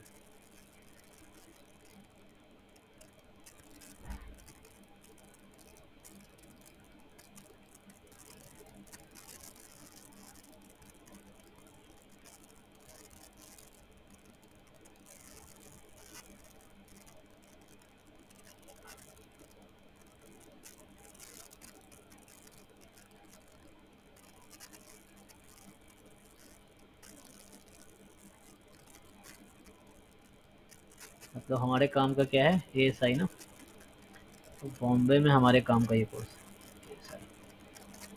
ASI भी है और वो भी है, एक ASI भी है और एक ये भी कोर्स है, डुअल डिग्री वाला ना, भुवनेश्वर का नहीं, बॉम्बे का। तुम लोग को दिख रहा होगा, तो ये अप्लाइड, बस ये देखते हैं क्या इन्होंने चेंज किया। 48 सीटें है ना, तो ये 48 सीटें इस बार है। जनरल की 19 हो गई टोटल, और EWS की 5 है, OBC की 13 है टोटल, और SC के 7 और ST की 4, ASI का।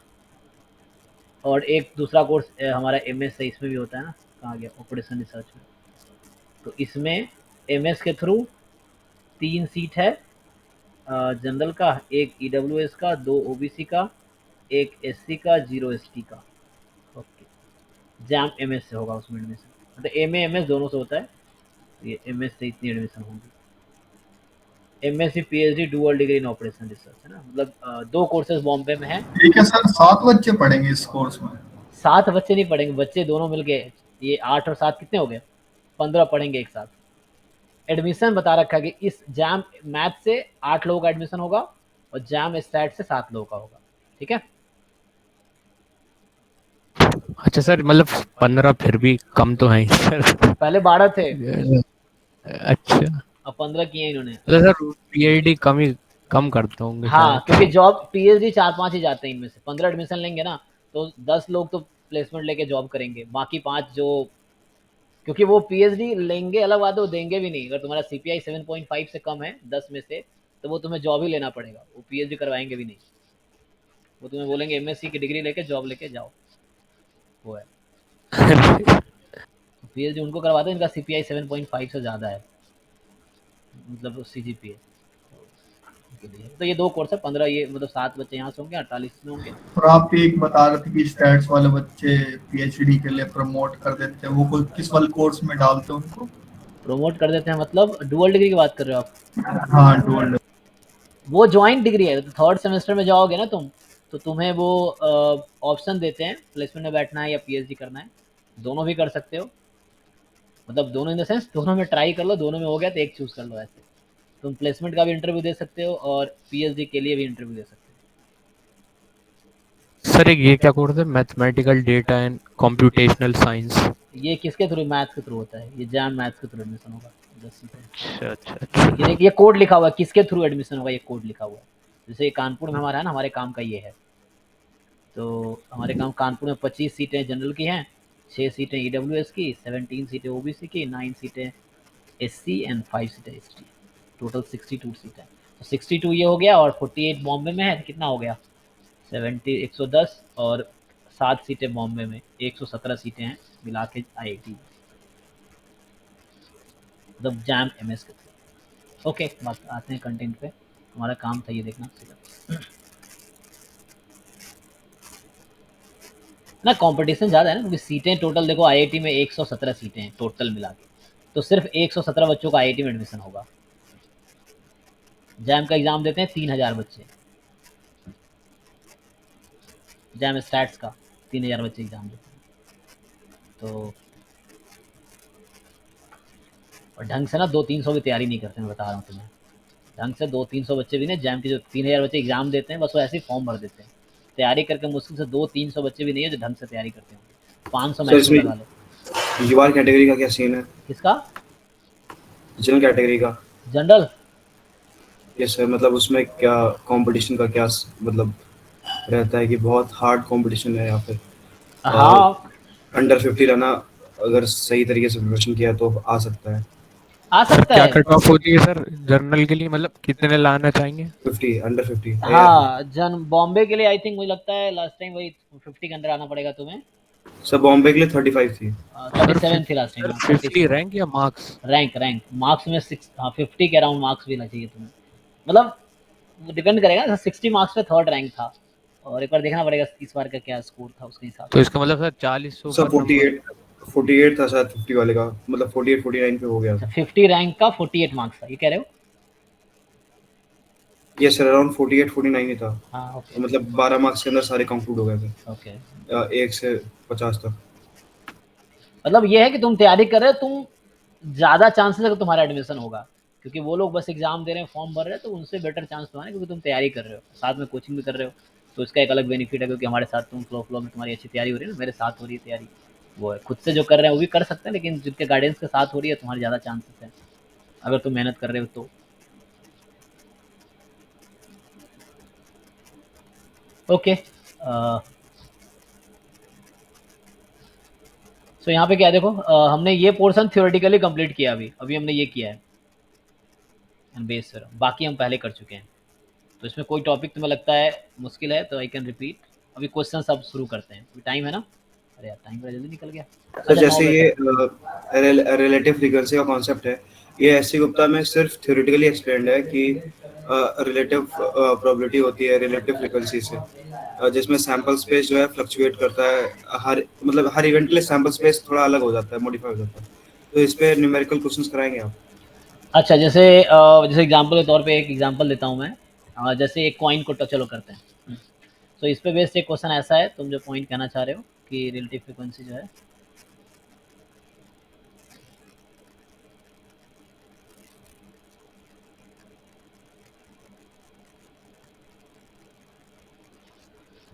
जैसे मैं एक क्वेश्चन लिखता हूँ, ठीक है। अ कॉइन इज टॉस्ड, है ना, if head comes,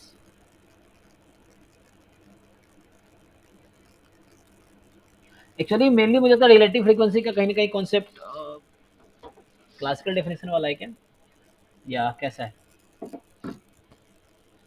sir theoretically explain था उसमें, मतलब कुछ उसका सब्सटेंस था नहीं इतना।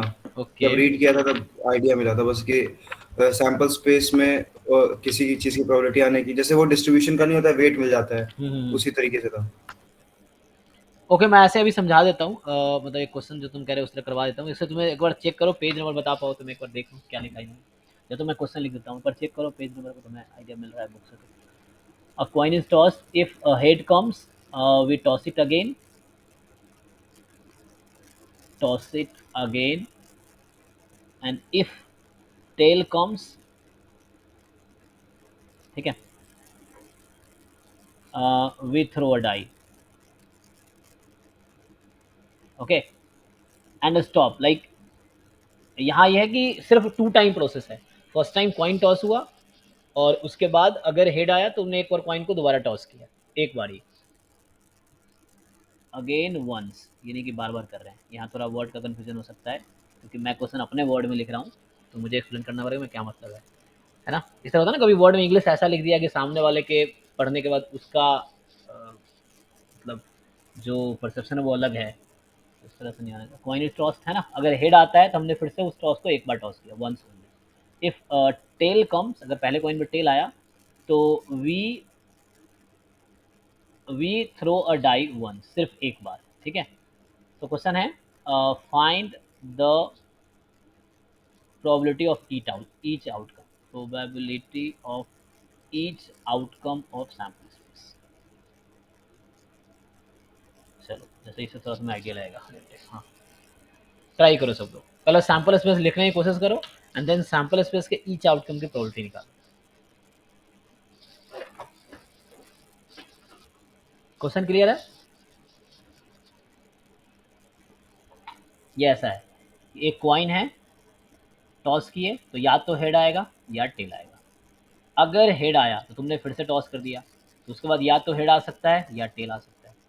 अगर टेल आया होता तो फिर तुमने डाई रोल किया, तो 6 चॉइसेस यहाँ हो जाती हैं, ठीक है। तो इसके बाद चॉइसेस ही हैं 1 2 3 4 5 6 पॉसिबिलिटीज, है ना। ये वाला केस है, तो ये मैंने ओरली तुम्हें ऐसे रफली समझा दिया सैम्पल स्पेस। अब तुम इसको लिख के देखो, how will you right and each outcome sample space के प्रोबेबिलिटी निकालनी है।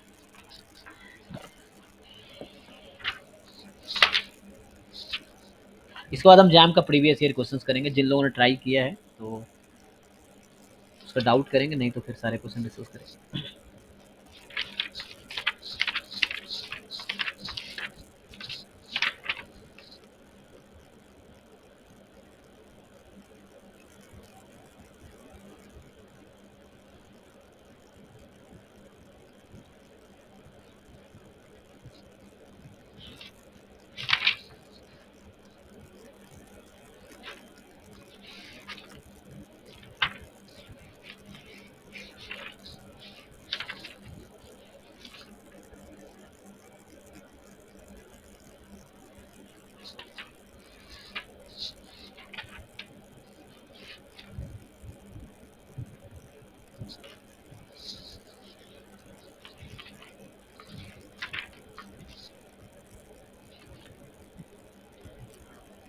लिख लिए सर।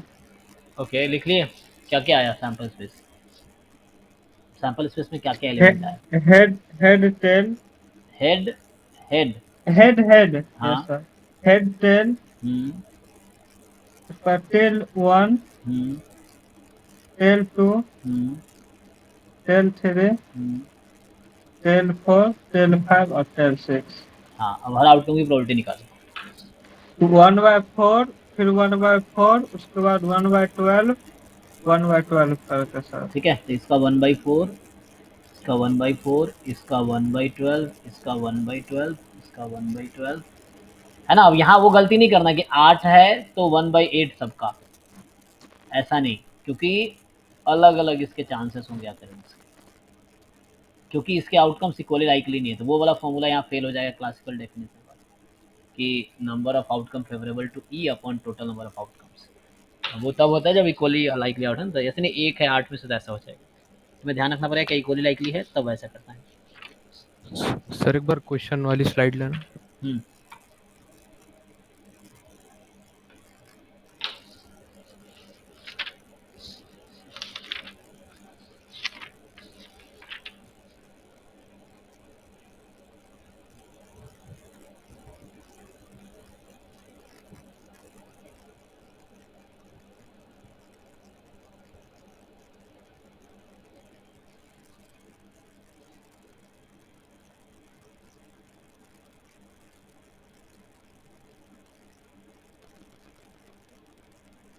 सर हमने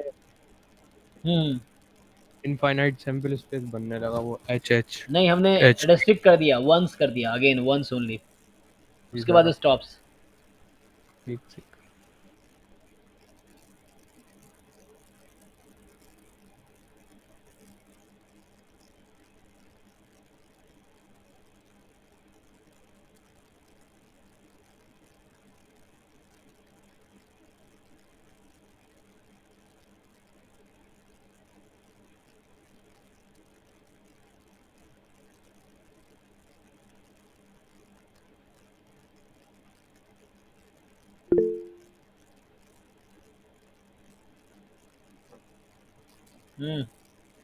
ऐसे रिलेटिव फ्रीक्वेंसी का वहां पे मतलब है क्लासिकल डेफिनेशन से, number of favourable outcome upon total number of outcome. ठीक है, वो बोलना चाह रहा है क्लासिकल डेफिनेशन। ओके ओके, हाँ मैं समझाता हूँ कैसे आया। यस गुड, ऑनेस्ट है ना हिमांशु। सो ऐसे ही पूछो, है ना। अभी उन्होंने आंसर बताया जिसमें मैंने लिख दिया है, आई विल एक्सप्लेन कैसे आया। बाकी लोग भी सोचो कैसे आया, तुम इस पे ध्यान दो। ये जो प्रोसेस समझा रहा हूँ देखो, इससे जरा समझने की कोशिश करो। पॉइंट फिकर। सर रिलेटिव हाँ, रिलेटिव फ्रीक्वेंसी का तो इसमें तो मिल नहीं रहा है एससी गुप्ता में।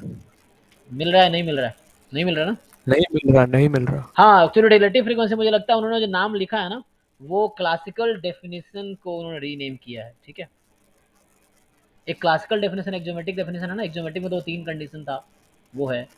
तो आई थिंक इन्होंने जस्ट रीनेम किया है, ठीक है ना, रिलेटिव फ्रीक्वेंसी एंड एक्सोमेट्रिक डेफिनेशन। तो रिलेटिव फ्रीक्वेंसी का मुझे ये समझ आ रहा है, रिलेटिव फ्रीक्वेंसी तो वही हुआ कि फेवरेबल आउटकम वाला case, favourable outcome upon total number of outcome, कि किस इवेंट की फ्रीक्वेंसी क्या है, लाइक कितने outcome upon total number of outcome. तो ये कहीं ना कहीं इसका मतलब इनसे है कि लाइक इट इज, ये जो है सैंपल मतलब वो classical definition, number of favourable event, number of favourable outcome in E upon total number of outcome, तो उसको रीनेम किया है। बाकी मैंने ऐसे तुम्हें ये एग्जांपल दे दिया ताकि तुम्हें ये समझ आए कि हर इवेंट जरूरी नहीं इक्वली लाइकली हो। ठीक है, सो आई थिंक है ना, इन्होंने ऐसा किया है। You can check in book, कहीं मिलता है तो। सो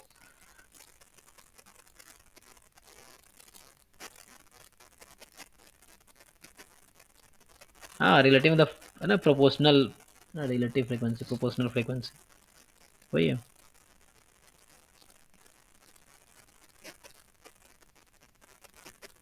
जैसे फॉर एग्जांपल देखो, जैसे मैंने कहा कि क्वाइन को हमने एक छोटा सा बेसिक एग्जांपल लेते हैं जो कि तुमने स्कूल डेज में किया। अच्छा, इसका कैसे आया देख लो। इसका ऐसा है,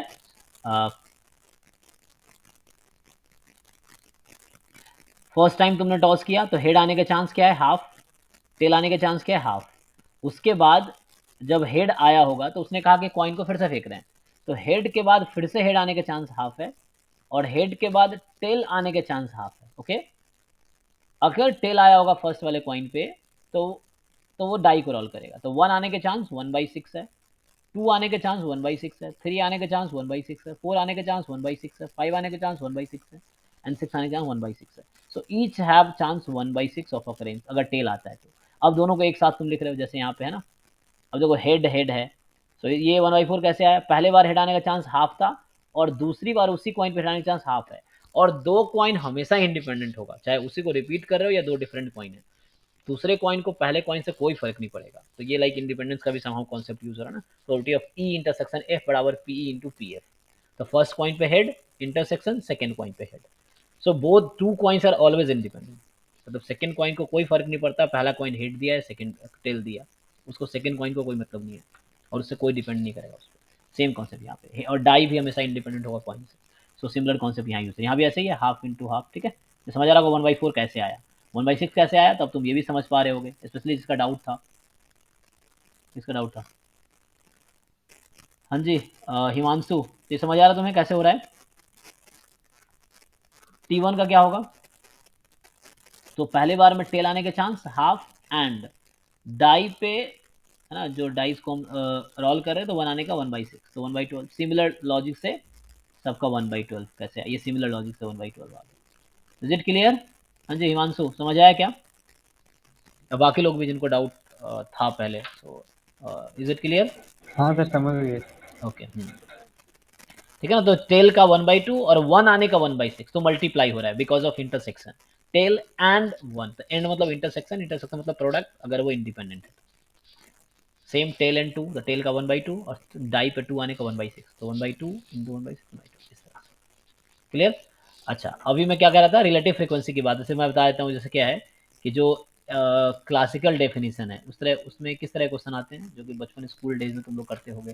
जैसे एक क्वेश्चन सिंपल लिख देता, जैसे बोलेगा कि अ कॉइन इज टॉस्ड 1000 टाइम्स, ठीक है, and if it shows head मान लो 550 टाइम्स एंड टेल 450 टाइम्स, ऐसा मान लो, ठीक है ना। तो बता दिया तुम्हें कि लाइक उस 1000 बार में 550 बार हेड आया और 450 टाइम्स टेल आया, है ना। तो बोलेगा क्या प्रोबेबिलिटी है हेड की, what is the relative frequency of head, है ना। तो लाइक सो फाइंड, है ना, रिलेटिव फ्रीक्वेंसी ऑफ हेड, इस टाइप से मैं बोल रहा हूँ, या find the probability of head, है ना, chances of head, probability of head. तो ये बहुत बच्चों वाला क्वेश्चन हो गया ना, कि जब बचपन में सिखा रहे होते हैं हम, तो ये तो बहुत ईजी है। सिमिलरली पूछे फाइंड प्रोबेबिलिटी ऑफ टेल या रिलेटिव फ्रीक्वेंसी ऑफ टेल, इस टाइप से। सो लाइक कितनी बार आया हेड, हेड 550 बार आया, कितने में से? 1000 टाइम में से। तो वही है, मतलब number of favourable outcome upon total number of outcome, 450 time upon 1000, ठीक है। तो इस तरह की चीज़ें, मतलब क्लासिकल डेफिनेशन से हमारे रिलेटेड है। ओके, अभी हमारे पास आधे घंटे है, क्योंकि हमने 7 से ना 7 to 9 किया था। सो लाइक अब डाउट करते हैं। सो इस फर्स्ट टॉपिक से रिलेटेड जिन लोगों ने क्वेश्चन ट्राई किए हैं, तुम बताओ इससे।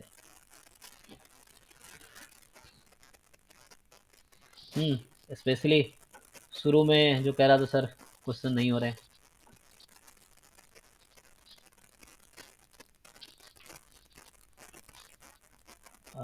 हाँ सर, एक डाउट था पिछली क्लास का, बताना। हाँ बताओ बताओ। 20 children are standing in a line outside a ticket window at Appu Ghar in New Delhi.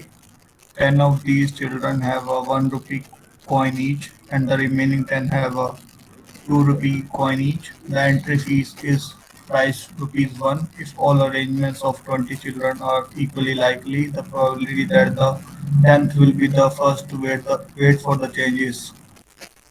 अच्छा, इतना क्वेश्चन लिखेंगे तो बहुत टाइम लगेगा। तुम उसका फोटो ना like you can post in group, तो मैं देख लेता हूँ, बाकी लोग भी देख लेंगे। तो लिखना पड़ेगा फिर मुझे ना।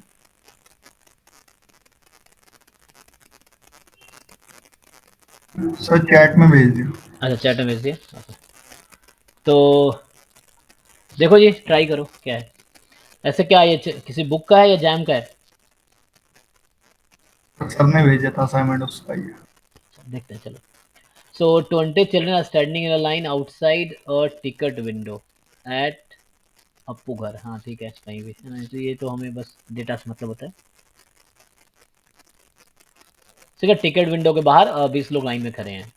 सो 10 of these children have 1 rupee coin each. इनमें से 20 में से 10 लोगों के पास 1 रुपये का कॉइन है, and the remaining 10 have 2 rupees coin each. Okay, तो 10 बच्चों के पास 1 रुपये है और बाकी 10 के पास 2-2 रुपए का coin. The entry ticket is price ₹1, सो उसका 1 रुपए का प्राइस है। If all the arrangements of 20 children are equally likely. अच्छा, अब तुम अरेंज कर रहे हो 20 स्टूडेंट को अरेंज करने के कितने तरीके होंगे? सैंपल स्पेस की कितने मतलब उसमें कितने आउटकम्स हैं टोटल? 20 पीपल, 20 फैक्टोरियल 20 फैक्टोरियल है ना। 20 people can be arranged in different people in different object can be arranged in n factorial ways. npn is equal to n factorial। Sir hmm शायद 10 factorial से divide करें sir, क्योंकि 10 and 10 are of each kind. Okay देखते हैं। तो अभी तो मैं ऐसे लिख रहा हूँ कि 20 को ऐसे किया। अच्छा अभी वो देखते हैं कि 20 डिफरेंट पीपल है तो टोटल पॉसिबिलिटी क्या है। अच्छा अब बोल रहा है कि if arrangement of 20 children are equally likely, so each arrangement has one possibility ना। तो 1 ठीक है, देखते हैं आगे। The probability that the 10th will be the first to wait for change is okay. अच्छा the assume that the cashier has no change to begin with. The cashier has no change to begin with. पहले तो मैं बोलता हूँ कि इस तरह question jam में कभी आए नहीं है, तो अभी हम करेंगे। लेकिन ऐसे क्वेश्चन जैम में तुम प्रीवियस ईयर देखोगे तो वो तुमसे एक्सपेक्ट नहीं कर रहा परमुटेशन कॉम्बिनेशन का दिमाग तुम्हें लगाना है। हाँ सो लाइक इसमें जो पहले 9 बच्चे होंगे उनके पास एक एक एक कॉइन होना चाहिए 1 रुपये का। 10th को फिक्स कर देंगे, मतलब 10th के पास 2 रुपये कॉइन होना चाहिए ताकि वो चेंज में पहला हो। और उसके बाद जो आएंगे उनमें हम लोग फिर से परमुटेशन लगा देंगे, कॉम्बिनेशन लगा देंगे तो व्हाट डू 10th को फिक्स करके। तो the probability that 10th will be the 9 first to wait for change. अच्छा जिसके पास 2 रुपए कॉइन उसको वेट करना पड़ेगा ना। पहले 10 से 9 हो जाएगा, मतलब अ, जो फर्स्ट 9 होंगे वो 10 फर्स्ट 1 रुपये कॉइन से आएंगे। 10th को फिक्स करके जो बाकी प्लेसेस बचती हैं उनको हम लोगों को देखना पड़ेगा कि कैसे होगा। First to wait for the change. तो इसको एक तरीके से सोच सकते हैं कि लाइक अगर रैंडम वेरिएबल से करना चाहें तो क्या कर सकते हैं। जैसे तो ये मुझे बेसिक प्रोबेबिलिटी का लग रहा है, लाइक परमुटेशन कॉम्बिनेशन के क्वेश्चन है ना, उससे रिलेटेड है। तो क्योंकि उतना परमुटेशन कॉम्बिनेशन तुमसे एक्सपेक्ट नहीं करता जैम में बेसिक प्रोबेबिलिटी, वो तुमसे बस ये जो कॉन्सेप्ट्स हैं वो देखते हैं। स्टिल फाइंड करो प्रोबेबिलिटी, पहले तुम लोग ट्राई करो फिर मैं देखता हूँ। सर रैंडम वेरिएबल से फर्स्ट सक्सेस डिस्ट्रीब्यूशन ज्योमेट्री ही होता है, लेकिन ज्योमेट्रिक लग नहीं सकता इसमें। क्यों? सर क्योंकि इक्वली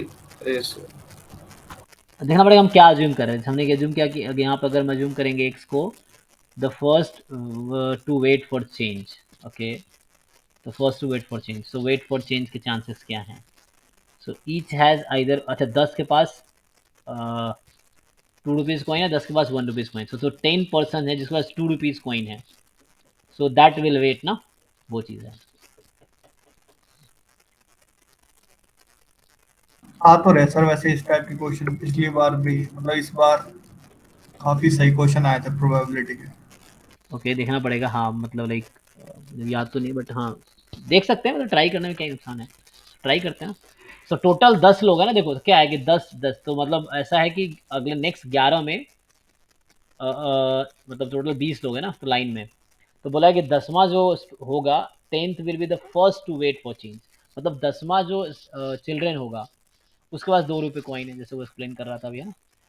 तो बाकी जो बचे कितने, लाइक पहले 9 के पास 1 रुपये कॉइन और नेक्स्ट जो 11 है उसमें से 10 लोग हैं जिनके पास 2 रुपये कॉइन होंगे, एक होगा जिसके पास 1 रुपीज़ कॉइन होगा। ओके इस तरह से है।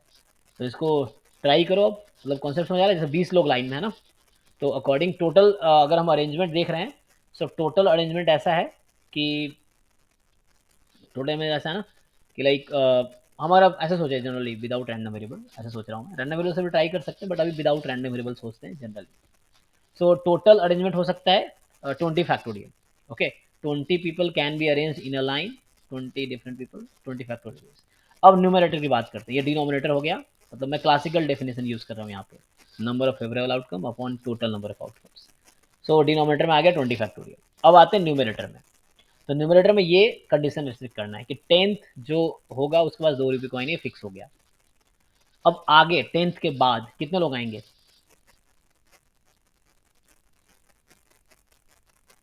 10th के बाद कितने सर होंगे? 10th के बाद 10 लोग होंगे 10 और तो होंगे। 10th के पहले अगर देखें तो 10C9 into 9 फैक्टोरियल होना चाहिए। अच्छा, मतलब उसकी अभी बात करते हैं। पहले 9 लोग 1 रुपी कॉइन वाले हैं, 10वां बंदा जो 10वां चिल्ड्रेन है वो 2 रुपीज कॉइन वाले हैं, और नेक्स्ट 10 में 9 लोग होंगे वो 2 रुपीज कॉइन वाले होंगे, एक होगा 1 रुपी कॉइन वाला होगा। यस सर, लेकिन इसको रिप्रेजेंट कैसे करेंगे वो समझ में नहीं आ रहा। परमुटेशन कॉम्बिनेशन लगाओ, अब इसकी पॉसिबिलिटी निकालो कि व्हाट इज मतलब नंबर ऑफ वेज फाइंड करना है, तो कैसे कितने अरेंजमेंट है जिसमें ये सिचुएशन हो सकती है। मतलब इस टाइप का तुमने बॉक्स वाला क्वेश्चन किए होंगे, like it is like this. थोड़ा सा ना, मतलब देखो शुरू में ट्राई करना होगा, गलतियां होंगी तभी आएगा ना, एक्सपेरिमेंट करने में कोई दिक्कत नहीं है। सर न्यूमरेटर शायद ये आएगा 10C9 into 9 factorial into 10 factorial. इस तरह जिम कर 20 लोग हैं, सो टोटल हमने सैंपल स्पेस में देख लिया कि 20 फैक्टोरियल 20 डिफरेंट वे में अरेंज करना। अब तुम्हें ऐसे अरेंज करना है कि जो 10वां स्टूडेंट है ना, जैसे मान लो मैं फिक्स 1 2 3 4 5 6 7, इसको 20 पार्ट में ब्रेक कर दो, तो जैसे बना देता हूँ 20 बॉक्स। कितने हो गए? 1 2 3 4 5 6 7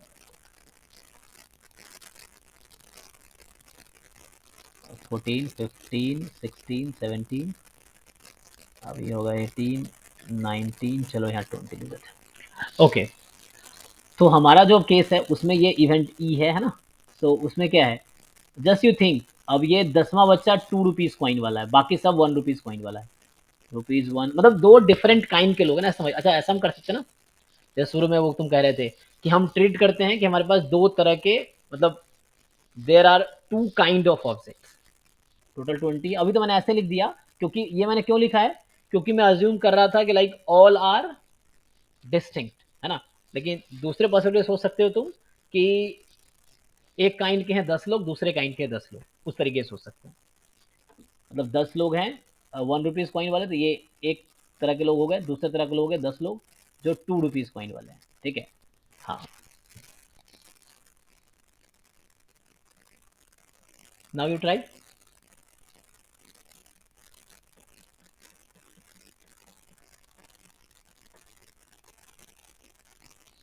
हाँ जी, so what can be right, E है कि लाइक 10th, है ना, child is first to wait. उसमें आंसर दिया है क्या, मतलब जो जिस से तुम पूछ रहे हो उसमें आंसर है इसका, ताकि हम वेरीफाई कर सकें हम सही कर रहे हैं नहीं कर रहे हैं लास्ट में, ना करने के बाद।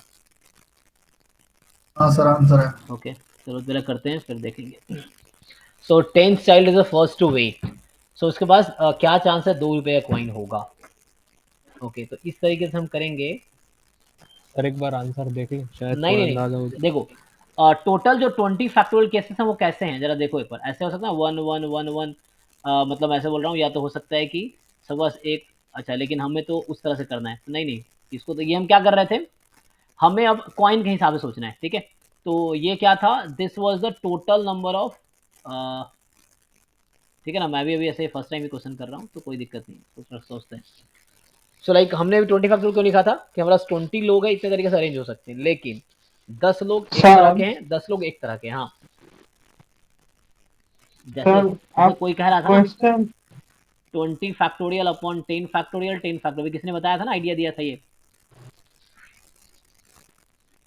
जी सर, मैंने बताया। हाँ, क्योंकि हमें अब कॉइन, अभी मैं पर्सन के हिसाब से सोच रहा था, ठीक है। अब हम किस हिसाब से सोच रहे हैं, कॉइन के हिसाब से सोच रहे हैं। कॉइन के हिसाब हाँ, से। पहले मैं पर्सन के हिसाब से सोच रहा था, 20 डिफरेंट लोग हैं तो उसको अरेंज में 20 फैक्टर, लेकिन हमें कॉइन के हिसाब से सोच रहा हूँ कि लाइक उसमें ऐसा है कि 10 कॉइन एक एक वाला है और 10 कॉइन दो दो वाला है। तो मैं सोचो, ये मैं बना रहा हूँ जो केसेस, देखो जैसे इस तरह से हैं कि जो हमारे पास कितने केस हैं, 1 1 1 1 10 बार और 2 2 2 2 10 बार। इसको अब अरेंज करो, कैसे अरेंज करोगे, तो 20 हमारे पास ऑब्जेक्ट हैं, 10 एक टाइप के और 10 एक टाइप के। तुम्हें याद होगा कि लाइक n ऑब्जेक्ट है and k objects are of same kind, so you permute it n factorial upon k factorial.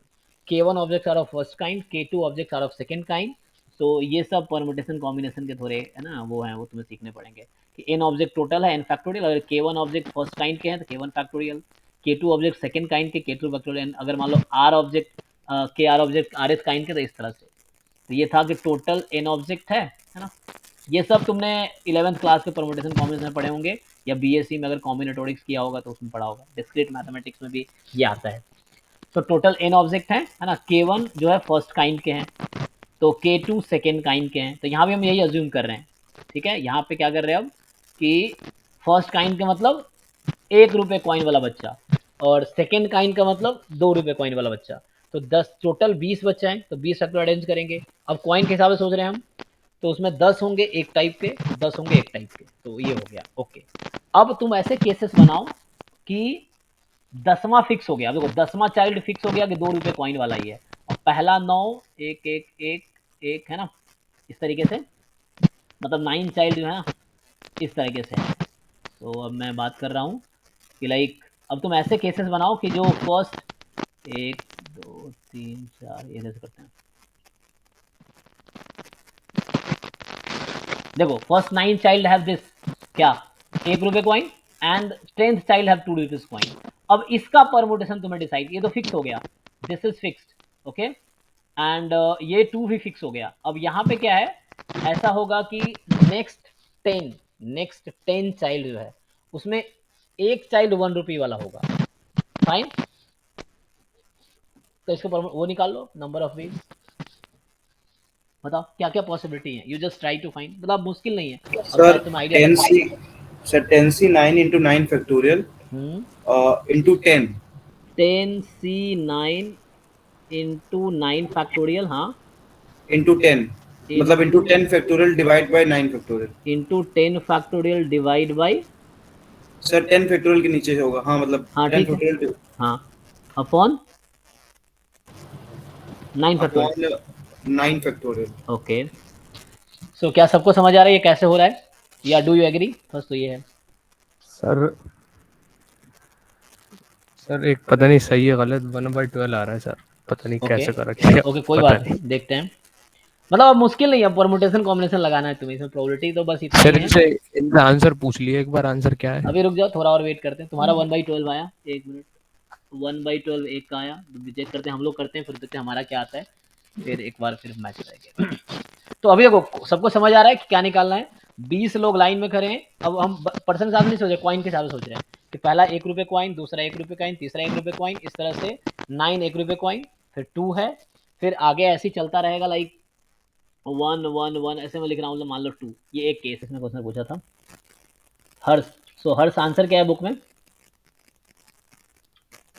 है कि लीव कर गया? अच्छा अभी आया, हाँ जी हर्ष। तो सर इसका आंसर 0 ही होगा। अच्छा ओके, एक बार अरेंज करके देखिए, मैं अरेंज करके देखा हूँ। फर्स्ट बच्चा 1 रुपये दिया है, सेकंड 2 रुपये दिया है। तू क्यों देगा? उसको चेंज, अच्छा ओके ओके ओके, एक सेकंड, वो चेंज लेकर चला गया। थर्ड बच्चा फिर 1 रुपया दिया, अब फोर्थ 2 दे करके चेंज लेकर चला गया। फिफ्थ ऐसा किया, फिफ्थ 7 भी ऐसा ही किया, 7 1 रुपया दिया, और उसके बाद 8 जो है सो 2 रुपया दिया और चेंज लेकर चला गया। और 9th होगा, उसको 1 रुपया देना ही पड़ेगा। यदि वो 2 रुपया दिया तो उसको ही वेट करना पड़ जाएगा, इसीलिए वो 1 रुपया देगा और 10 वाला 2 रुपया देगा और चेंज लेकर चला जाएगा। इसका प्रोबेबिलिटी 0 होगा। दिस इज ऑल्सो केस, तुम्हारी भी पॉइंट है ना, सोचना पड़ेगा लाइक।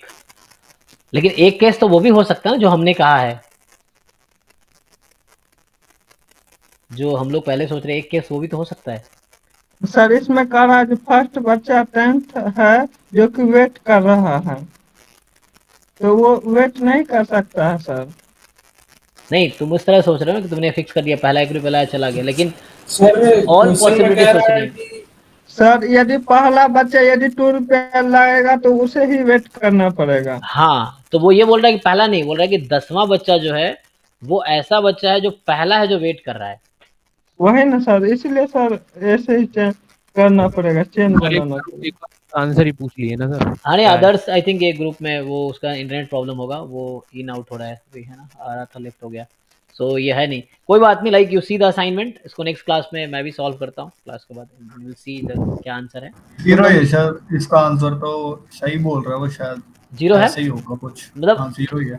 बुक में 0 दे रखा है, मतलब तुम ये बोल रहे हो? ओके हाँ सर आंसर तो 0 ही। तो आंसर 0 है, तो इसका मतलब ये हुआ कि मतलब ये जैसा सोच रहा है, लेकिन केसेस तो ऐसे भी हो सकते हैं ना, मतलब 10th student the first child to wait, मतलब ऐसा चांसेस 0 है, चांस है कि जो 10वां स्टूडेंट पहला होगा जो वेट करेगा, मतलब 10th चाइल्ड ना। ओके सर 1 से 9 तक के चिल्ड्रन 1 रुपीज़ वाले हो सकते हैं, मतलब एक केस तो वो भी पॉसिबल है, हमें तो सारे, हमने कहा कि 20 फैक्टोरियल अपॉन दिस, तो ऐसा होगा 1 रुपये वाला आ गया अगर, तो ऐसा क्यों नहीं, गलत वो भी हो सकता है। देखो जिसने बुक में आंसर लिखा है वो भी हमारे तुम्हारे जैसा ही कोई इंसान है, ठीक है, तो ऐसा नहीं मानना कि भगवान है वो। सर यदि पहला सभी 1 रुपये वाला आएगा तो 9th जो आएगा सो 2 रुपये वाला आएगा। 9th क्यों, 10th? अगर 10th मान लीजिए 2 रुपये वाला आएगा, उससे पहले जो 1 रुपये वाला है उससे चेंज होकर चला जाएगा वो। Okay okay yes, this is the point ना। ऐसा होगा कि लाइक अगर 9 रुपये एक एक, हाँ राइट, जैसे हम उस वो पॉइंट नहीं देख रहे ना, लाइक जैसे 1 रुपये लेके 9 लोग आया तो उसके पास 9 रुपये पहले से है, मतलब 1 रुपये के 9 सिक्के कैशियर के पास है। सो 10th बच्चा जो आया है ना, सो 10th स्टूडेंट जो आएगा एक्चुअली उसके लिए उसके पास चेंज है। ओके तो मान लो सर बट स्टिल वेट तो करना ही पड़ेगा ना सर चेंज के लिए, नहीं, क्वेश्चन में तो वेट के बाद मुझे लग रहा है कि वो इसलिए बोल रहा है क्योंकि कैशियर के पास पहले से कुछ नहीं है, ठीक है, तो वेट तब करेगा जब कैशियर के पास रुपए नहीं हो, जब पहला बच्चा 2 रुपये वाला आ गया तो वेट करेगा वो, क्योंकि कैशियर के पास कुछ नहीं है। लेकिन अगर दूसरा बच्चा 2 रुपये वाला आता है, सो इन दैट केस, है ना, इन दैट केस वो वेट नहीं करेगा, क्योंकि क्यों, मान लो जब पहला बच्चा आया 1 रुपये दिया हो लेके चला गया टिकट, दूसरा स्टूडेंट आया उसने 2 रुपये दिए, तो इमीडिएटली उसको 1 रुपये चेंज वो देगा कैशियर जो पहले उसको मिला था, सो वेट नहीं करेगा। पॉइंट क्लियर हुआ, जो कि मैं भी ऐसे नहीं सोचा था एक्चुअली, है ना, ये परमुटेशन कॉम्बिनेशन का खेल है, तो थोड़ा सा दिमाग लगाने पे वो क्लियर होगा ना, तो मैं भी वैसे ही तुम जैसा ही हूँ, तो गलतियाँ मैं भी कर सकता हूँ, तो मैंने ये केस नहीं सोचा था। तो इज इट क्लियर, अभी जो लोग हैं उनको समझ आ रहा है कि क्या पॉइंट चल रहा है, मतलब like how he is explaining. तो हम जो सोच रहे थे like 10th child is the first to wait, तो हम ये सोच रहे थे कि मतलब जो भी 2 रुपये वाला सब वेट करेगा, हम ये सोच रहे हैं ना कि सब वेट करेगा, लेकिन ऐसा नहीं है यहाँ पे, वो क्वेश्चन के लैंग्वेज का वो है ना।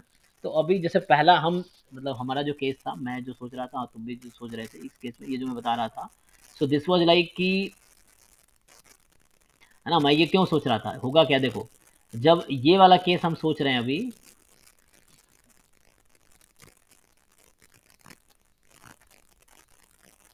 ओके जब ये केस हुआ होगा सपोज 9 केस, तो 1 रुपये के 9 कॉइन कैशियर के पास ऑलरेडी है, जैसे वो है ना गंगे एक्सप्लेन कर रहा था कि लाइक उसके पास 1 रुपये के 9 कॉइन ऑलरेडी है, तो 10वां बच्चा जो 2 रुपये कॉइन लेके आ रहा है उसको 1 रुपये वो दे देगा। 11 बच्चा आ रहा है, जैसे इस तरह बोल रहा हूँ, इसको भी चेंज मिलेगा, इसको भी चेंज मिलेगा, इसको भी चेंज मिलेगा, तो पहले 9 बच्चे को इमीडिएटली चेंज मिलेगा। उस केस में जो 19वां बच्चा होगा, अगर 2 रुपये कॉइन वाला आया तो उसको फिर वेट करना पड़ सकता है ना, और ये 1 2, तो ऐसा अगर ऐसा हुआ तो 1 रुपये फिर ये देगा, उसको दे देगा चेंज। सो लाइक यहाँ क्वेश्चन कुछ ऐसा है, मैं बोल रहा हूँ क्वेश्चन कोई बना रहा है तो थोड़ा उसका पर्सपेक्टिव होता है, वो तुम्हें सोचना पड़ेगा, या हमें उस वर्ड को केयरफुल्ली समझना पड़ेगा। तो परमुटेशन कॉम्बिनेशन में थोड़ा प्रॉब्लम है, क्योंकि लाइक दिक्कत ये है कि लाइक हम, है ना, कुछ चीज़ों को पूरे ऑल वेज में एनालाइज करना पड़ेगा, तो वो थोड़ा डिफिकल्ट होता है इनिशियली, जैसे मुझे भी हो रहा है ना, यू कैन सी। सर इसमें क्वेश्चन में शुरू में ही एजम्पशन है कि सिर्फ शुरुआत में ही चेंज नहीं है उसके पास, बाकी बाद में तो चेंज आ ही सकता है ना कैशियर के पास, बिगिन विथ लिखा हुआ। 20 children are standing in a line outside the ticket window. अच्छा साहब ये क्वेश्चन क्या है, this type of assume that the cashier has no change to begin with. एक minute, 20 children this the enter ticket this and that this हाँ मतलब वही लिखा ना कि assume that the cashier had no change to begin with, मतलब cashier घर से खाली हाथ आया है, तो लेकिन वो जो पैसा उसके पास आया उसमें चेंज तो दे ही सकता है, एग्जैक्टली जैसे ये कॉमन सेंस है जो कि हम नहीं लगा रहे थे, है ना, मतलब ऑब्वियसली उसके पास चेंज है। तो अभी जैसे रिया पूछ रही, समझ नहीं आया, सो रिया इफ यू हेयर, सो मैं फिर से एक बार एक्सप्लेन कर रहा हूँ कि what the point they all made, and the point is, ठीक है, मतलब मैं भी अब कन्विंस्ड हूँ, द पॉइंट इज वो घर से पैसे नहीं लेके आया, इन बच्चों के पैसे लेके इनको वापस दे रहा है। हाँ हाँ राइट, ये वाला पॉइंट है जो हम नहीं सोच रहे थे, हम ये सोच रहे थे 1-1 रुपये है, तो उस तरह जैसे किसी ने बताया तो मैं उसी पे सोचने लगा। तो ये था जैसे मान लो पहला बच्चा 1 रुपये लेके आया, है ना, तो उस केस में क्या होगा कि उसके पास 1 रुपये हो गए कैशियर के पास, दूसरा बच्चा 2 रुपये लेके आ रहा है, तो वेट नहीं करेगा, क्योंकि उसको 1 रुपये पिछला वाला चेंज दे के वो भेज देगा, तो वेट ये भी नहीं करेगा। तो क्वेश्चन ये कि 10वां बच्चा वेट करेगा, इसका क्या चांस है। सो अब ये देखना है कि 10वां कब वेट करेगा। सो लाइक अब तुम ऑल पॉसिबिलिटी सोच के देखो, जैसे पहला 2 रुपये लेके आएगा तो पहला बच्चा वेट कर सकता है, तीसरा बच्चा वेट कर सकता है। मुझे लगता है कि लाइक देखो देखो एक, हाँ तो वैसे मतलब पहला 2 रुपये लेके आया, दूसरा 1 रुपये लेके आया, तो ये वेट कर, पहला वेट कर सकता है, या ऐसा हो सकता है पहला 1 दूसरा 2 लेके आया, तो ये वेट नहीं करेगा, ये वेट करेगा। टिक कर रहा हूँ मतलब वेट करेगा, क्रॉस कर रहा हूँ वेट नहीं करेगा, ठीक है। तीसरा बच्चा अगर 1 रुपये लेके आया तो वेट नहीं करेगा, लेकिन तीसरा अगर 2 रुपये लेके आ गया तो वेट करेगा। अब जरा समझो, इस क्वेश्चन को जनरलाइज कर सकता है, हम लोग जनरलाइज कर सकते हैं, हमने वो जनरलाइज कर लिया ना, तो भी जनरलाइज हो जाएगा।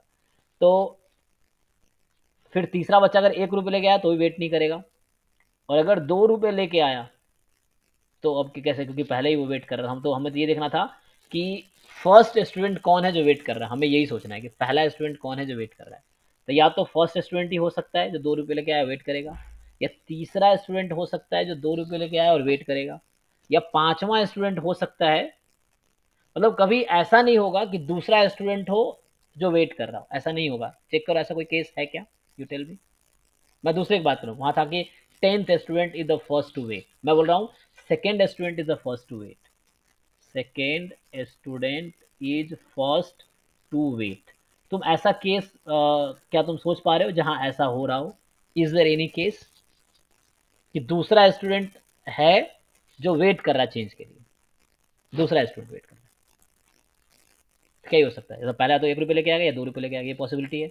1 रुपये लेके आया तो ये वेट नहीं करेगा, टिक मतलब, टिक का मतलब नॉट वेट, ठीक है, ऐसा लिखता हूँ मैं। सर ये वैसे क्वेश्चन फुल्ली डिफाइंड है, फिर इसमें लिखा होना चाहिए कि ये इससे इनसे ही पैसे लेके इनको दे रहा है। हाँ मतलब ठीक है, एक्चुअली कैसे लिखा है, कैशियर हैज नो चेंज, तो वो हाँ या तो लिख सकता था कि cashier can give return from its take, explain, थोड़ा एक्सप्लिसिटली लिख सकता, लेकिन नहीं भी लिखा तो हमारा कॉमन सेंस समझना चाहिए था। लाइक जैसे हम दुकानदार हैं तो हम क्या सोचेंगे, 1 रुपये कॉइन आया, दूसरा आया तो देंगे, तो वो हमने नहीं सोचा वो चीज़, ये कॉमन सेंस था ना कि हम, मतलब मैं भी जो सोच रहा था शुरू में, मैं भी वैसा नहीं सोच रहा था कि, लेकिन ये कॉमन सेंस था, मतलब वो लिखा नहीं एक्सप्लिसिटली, लेकिन हमें वो समझ आना चाहिए, ये मैं बोल रहा हूँ कि वो चेंज जो आया वो that can return that 1 rupees coin, ऐसा एक्सप्लिसिटली लिख देगा तो और क्लियर हो जाता, लेकिन नहीं लिखा, फिर भी वो समझ आना चाहिए था मुझे लगता है। तो मैं बोल रहा हूँ पहला कॉइन या तो 1 रुपये लगेगा या वेट लगेगा, तो नॉट वेट पहला नहीं, या कैसे लिखो वेट, टिक करो तो मतलब वेट करेगा, ऐसे कर लो, ठीक है। अब करते थे तो 2 मिनट और रुक जाओ जो लोग हैं, एटलीस्ट को समझना है, बाकी क्वेश्चन तो मुझे क्लियर हो चुका है at least. So wait not wait, ठीक है, लिखता हूँ क्रॉस मतलब नॉट वेट। तो पहला, अब ये इसको मैं चेंज कर देता हूँ। सो देखो मैं बस यही इसको डिस्कस कर रहा हूँ, इससे जनरलाइज कर देंगे। तो कभी भी इवन नंबर वाला वेट नहीं करेगा, लाइक प्रोबेबिलिटी 0 होगी that 10th student is the first to wait, probability 0, 8th student is the first to wait, probability 0। शायद मुझे ऐसा लग रहा है ये जनरलाइज किया जा सकता है, तो उसका मैं इसका सोच रहा हूँ। तो मैं बोल रहा हूँ पहला स्टूडेंट या तो 1 रुपये लेके आएगा या 2 रुपये लेके आएगा। 1 रुपये लेके आएगा तो वेट नहीं करेगा, ठीक है। 2 रुपये लेके आएगा तो वेट करेगा, है ना।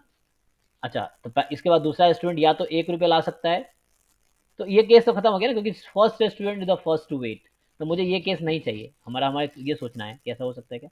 तो दूसरा स्टूडेंट या तो फर्स्ट 1 रुपये लाएगा या 2 रुपये लाएगा, तो 1 के बाद या तो 2 हो सकता है या 1 हो सकता है, तो वेट नहीं कर रहा। हमें देखना है पहला स्टूडेंट कौन सा है जो वेट कर रहा है, पहला टिक का इंतजार करना। तो यहाँ ये वेट करेगा, सॉरी वेट क्यों करेगा, क्योंकि 1 रुपये उसके पास आ चुका है ना। तो जब दूसरे पोजीशन पे वो बच्चा आ रहा है जिसके पास 2 रुपये कॉइन है, तो वेट नहीं करेगा। क्यों? क्योंकि पुराना वाला 1 रुपये दिया ना पहला बच्चा, वो उसको रिटर्न कर देगा। So it will not wait, it will not wait. तो कहने का मतलब ऐसा कोई केस होगा ही नहीं जहां पे दूसरा स्टूडेंट, मतलब लाइन का दूसरा student, that will be the first to wait, so that probability is 0। So okay, that is fine. अब जिनको नहीं समझ आया तो नेक्स्ट क्लास में एक्सप्लेन करूंगा। हाँ जी Riya, did you get the point? Yes sir, yes sir. Okay,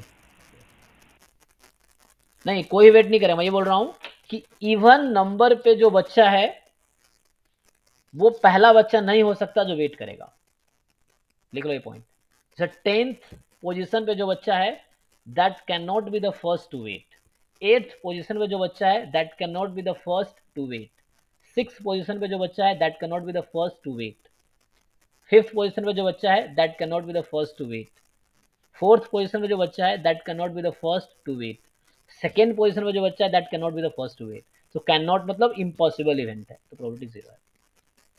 okay, तो बस हमारा मतलब मेरा भी समझने का वो नजरिया नहीं था, क्योंकि हमने ये नहीं सोचा कि वो जो पैसे पहले आ रहे हैं उसको वो उसमें से रिटर्न करेगा, है ना, हम ये नहीं सोच रहे थे, तो ये इसलिए गलती हो रही थी मुझसे। Okay, I think that's all. कोई बात नहीं, इस तरह क्वेश्चन इतना टेंशन नहीं लेना, ठीक है। जैम में अगर इस तरह क्वेश्चन आते हैं तो यू कैन स्किप, इतना टाइम नहीं है कि हम मतलब हमारे पास 59 और क्वेश्चंस हैं, तो इस तरह सोचना है कि ऐसे नहीं एक क्वेश्चन लगे उसमें 3 घंटे दे रहे हैं, नो प्रॉब्लम, जो नहीं आ रहा छोड़ो। तो 50-60 नंबर ले आए तो IIT मिलेगा, ठीक है ना। तो 100 लाने में फोकस नहीं करना, हमें 50-60 नंबर ढंग से ले आने हैं, दैट्स ऑल। ओके, बट ठीक है, एक अच्छा डिस्कशन हो गया, थोड़ा चीज़ें है ना क्लियर हुआ। वो है, ऐसे बहुत सारे क्वेश्चन ऐसे हो सकते हैं जो हम हो सकता हम ना सोच पाए, ऑल पॉसिबिलिटी, कोई दिक्कत नहीं, सब परफेक्ट थोड़ी है। चलो नेक्स्ट क्लास में डाउट और करेंगे, स्पेशली पहले प्रीवियस ईयर ढंग से कर लो। प्रीवियस ईयर ऑथेंटिक क्वेश्चन होते हैं, ऑथेंटिक मतलब ये है कि हाँ इस टाइप के आए हैं तो आ सकते हैं, तो उसमें दिक्कत नहीं होनी चाहिए।